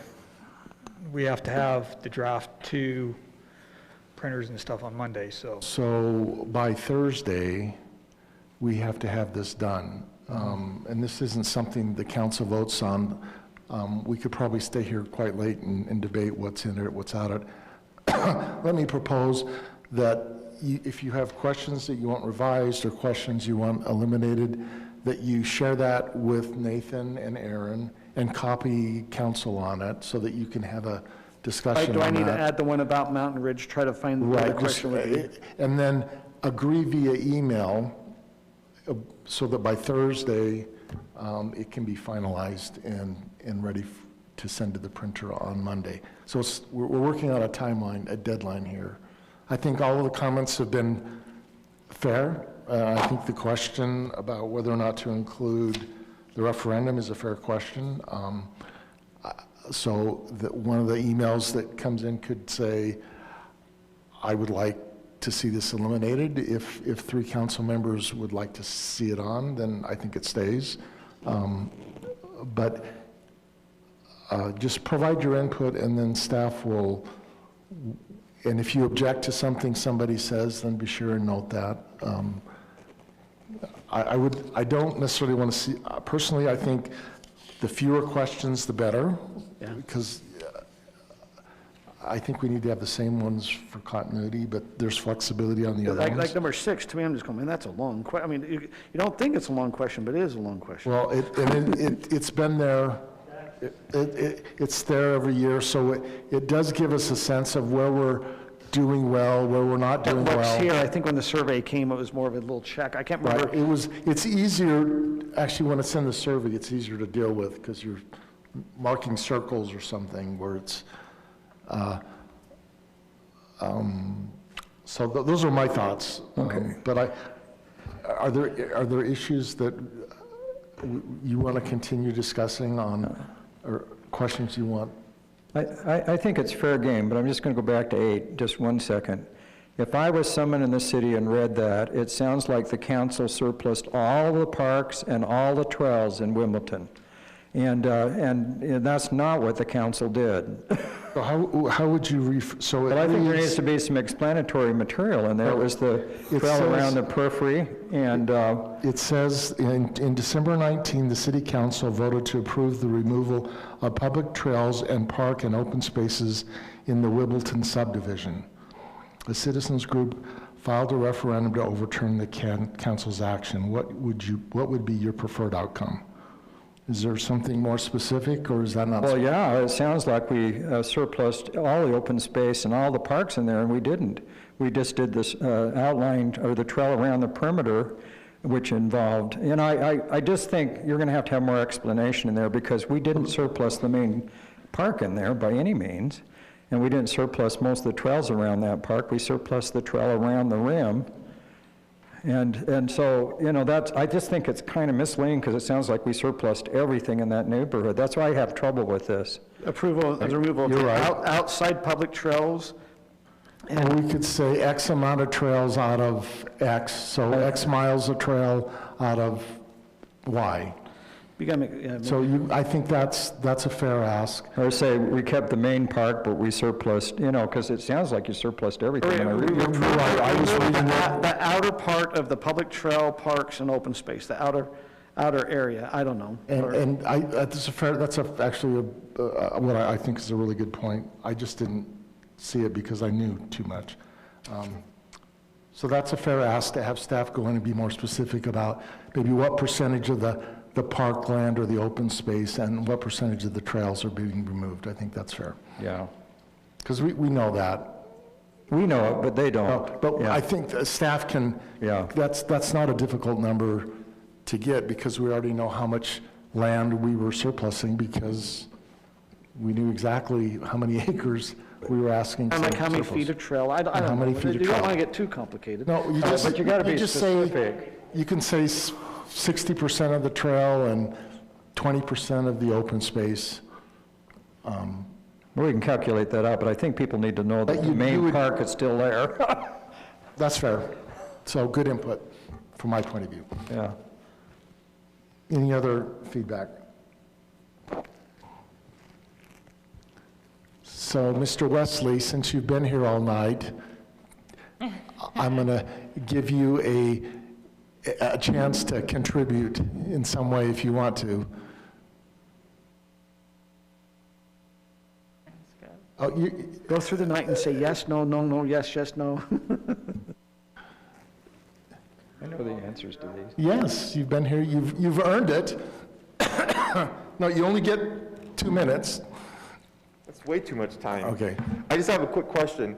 I think I missed the very first part of the annual citizen survey discussion. What is the purpose of, what question is it? The one that you guys were just discussing? Right. And like the specific purpose of it, is it for that specific issue, or is it, and I guess the reason I ask is, would it be beneficial to pose a hypothetical question. Like, if the city... No, we've already, actually, the council has already voted to keep trails that are here. Yeah. So this is specific to this one issue, which is these trails and this open space was, the decision to sell it was referred. What is your preferred outcome now? Okay. So that's that specific issue. You're just looking to gather data or general response on this very specific yes. issue, because we don't need these responses for any other No. purpose moving No, forward. it's Okay, this cool. it's a very, very specific issue. Cool. And as a secondary note, I'm glad we had the ditch discussion where this trail issue was separated from the ditch issue. I think that was, That's helpful. In the past, they've been conflated, and people that might support getting rid of the ditch wouldn't want to, because the presumption was if you get rid of the ditch, you get rid of the trail. So it's nice that they were separate. And anyway, so that was that. Anything else you want to? I don't think so. If there's anything else, I'll just write an angry email. Sure, but I just wanted to give you an opportunity. Just send it to Brittany. Thank you. That was nice to put me on the spot. Do you want a donut? Do I want a donut? Here. Let the record show, yes, I want a donut. Then you get the last donut, all right? And then Brittany has cookies for you, too. Oh, really? Yeah. Gosh, you guys are killing it. Who do I thank for this? The mayor. Rod. Thank you, Mayor Rod. You're welcome. All right. Any other items the council wish to bring up? In that case, I'll entertain a motion to adjourn. I move that we adjourn. I'll second it. Moved by Kurt, seconded by Scott. All in favor? Aye. We are adjourned. Thank you for your time.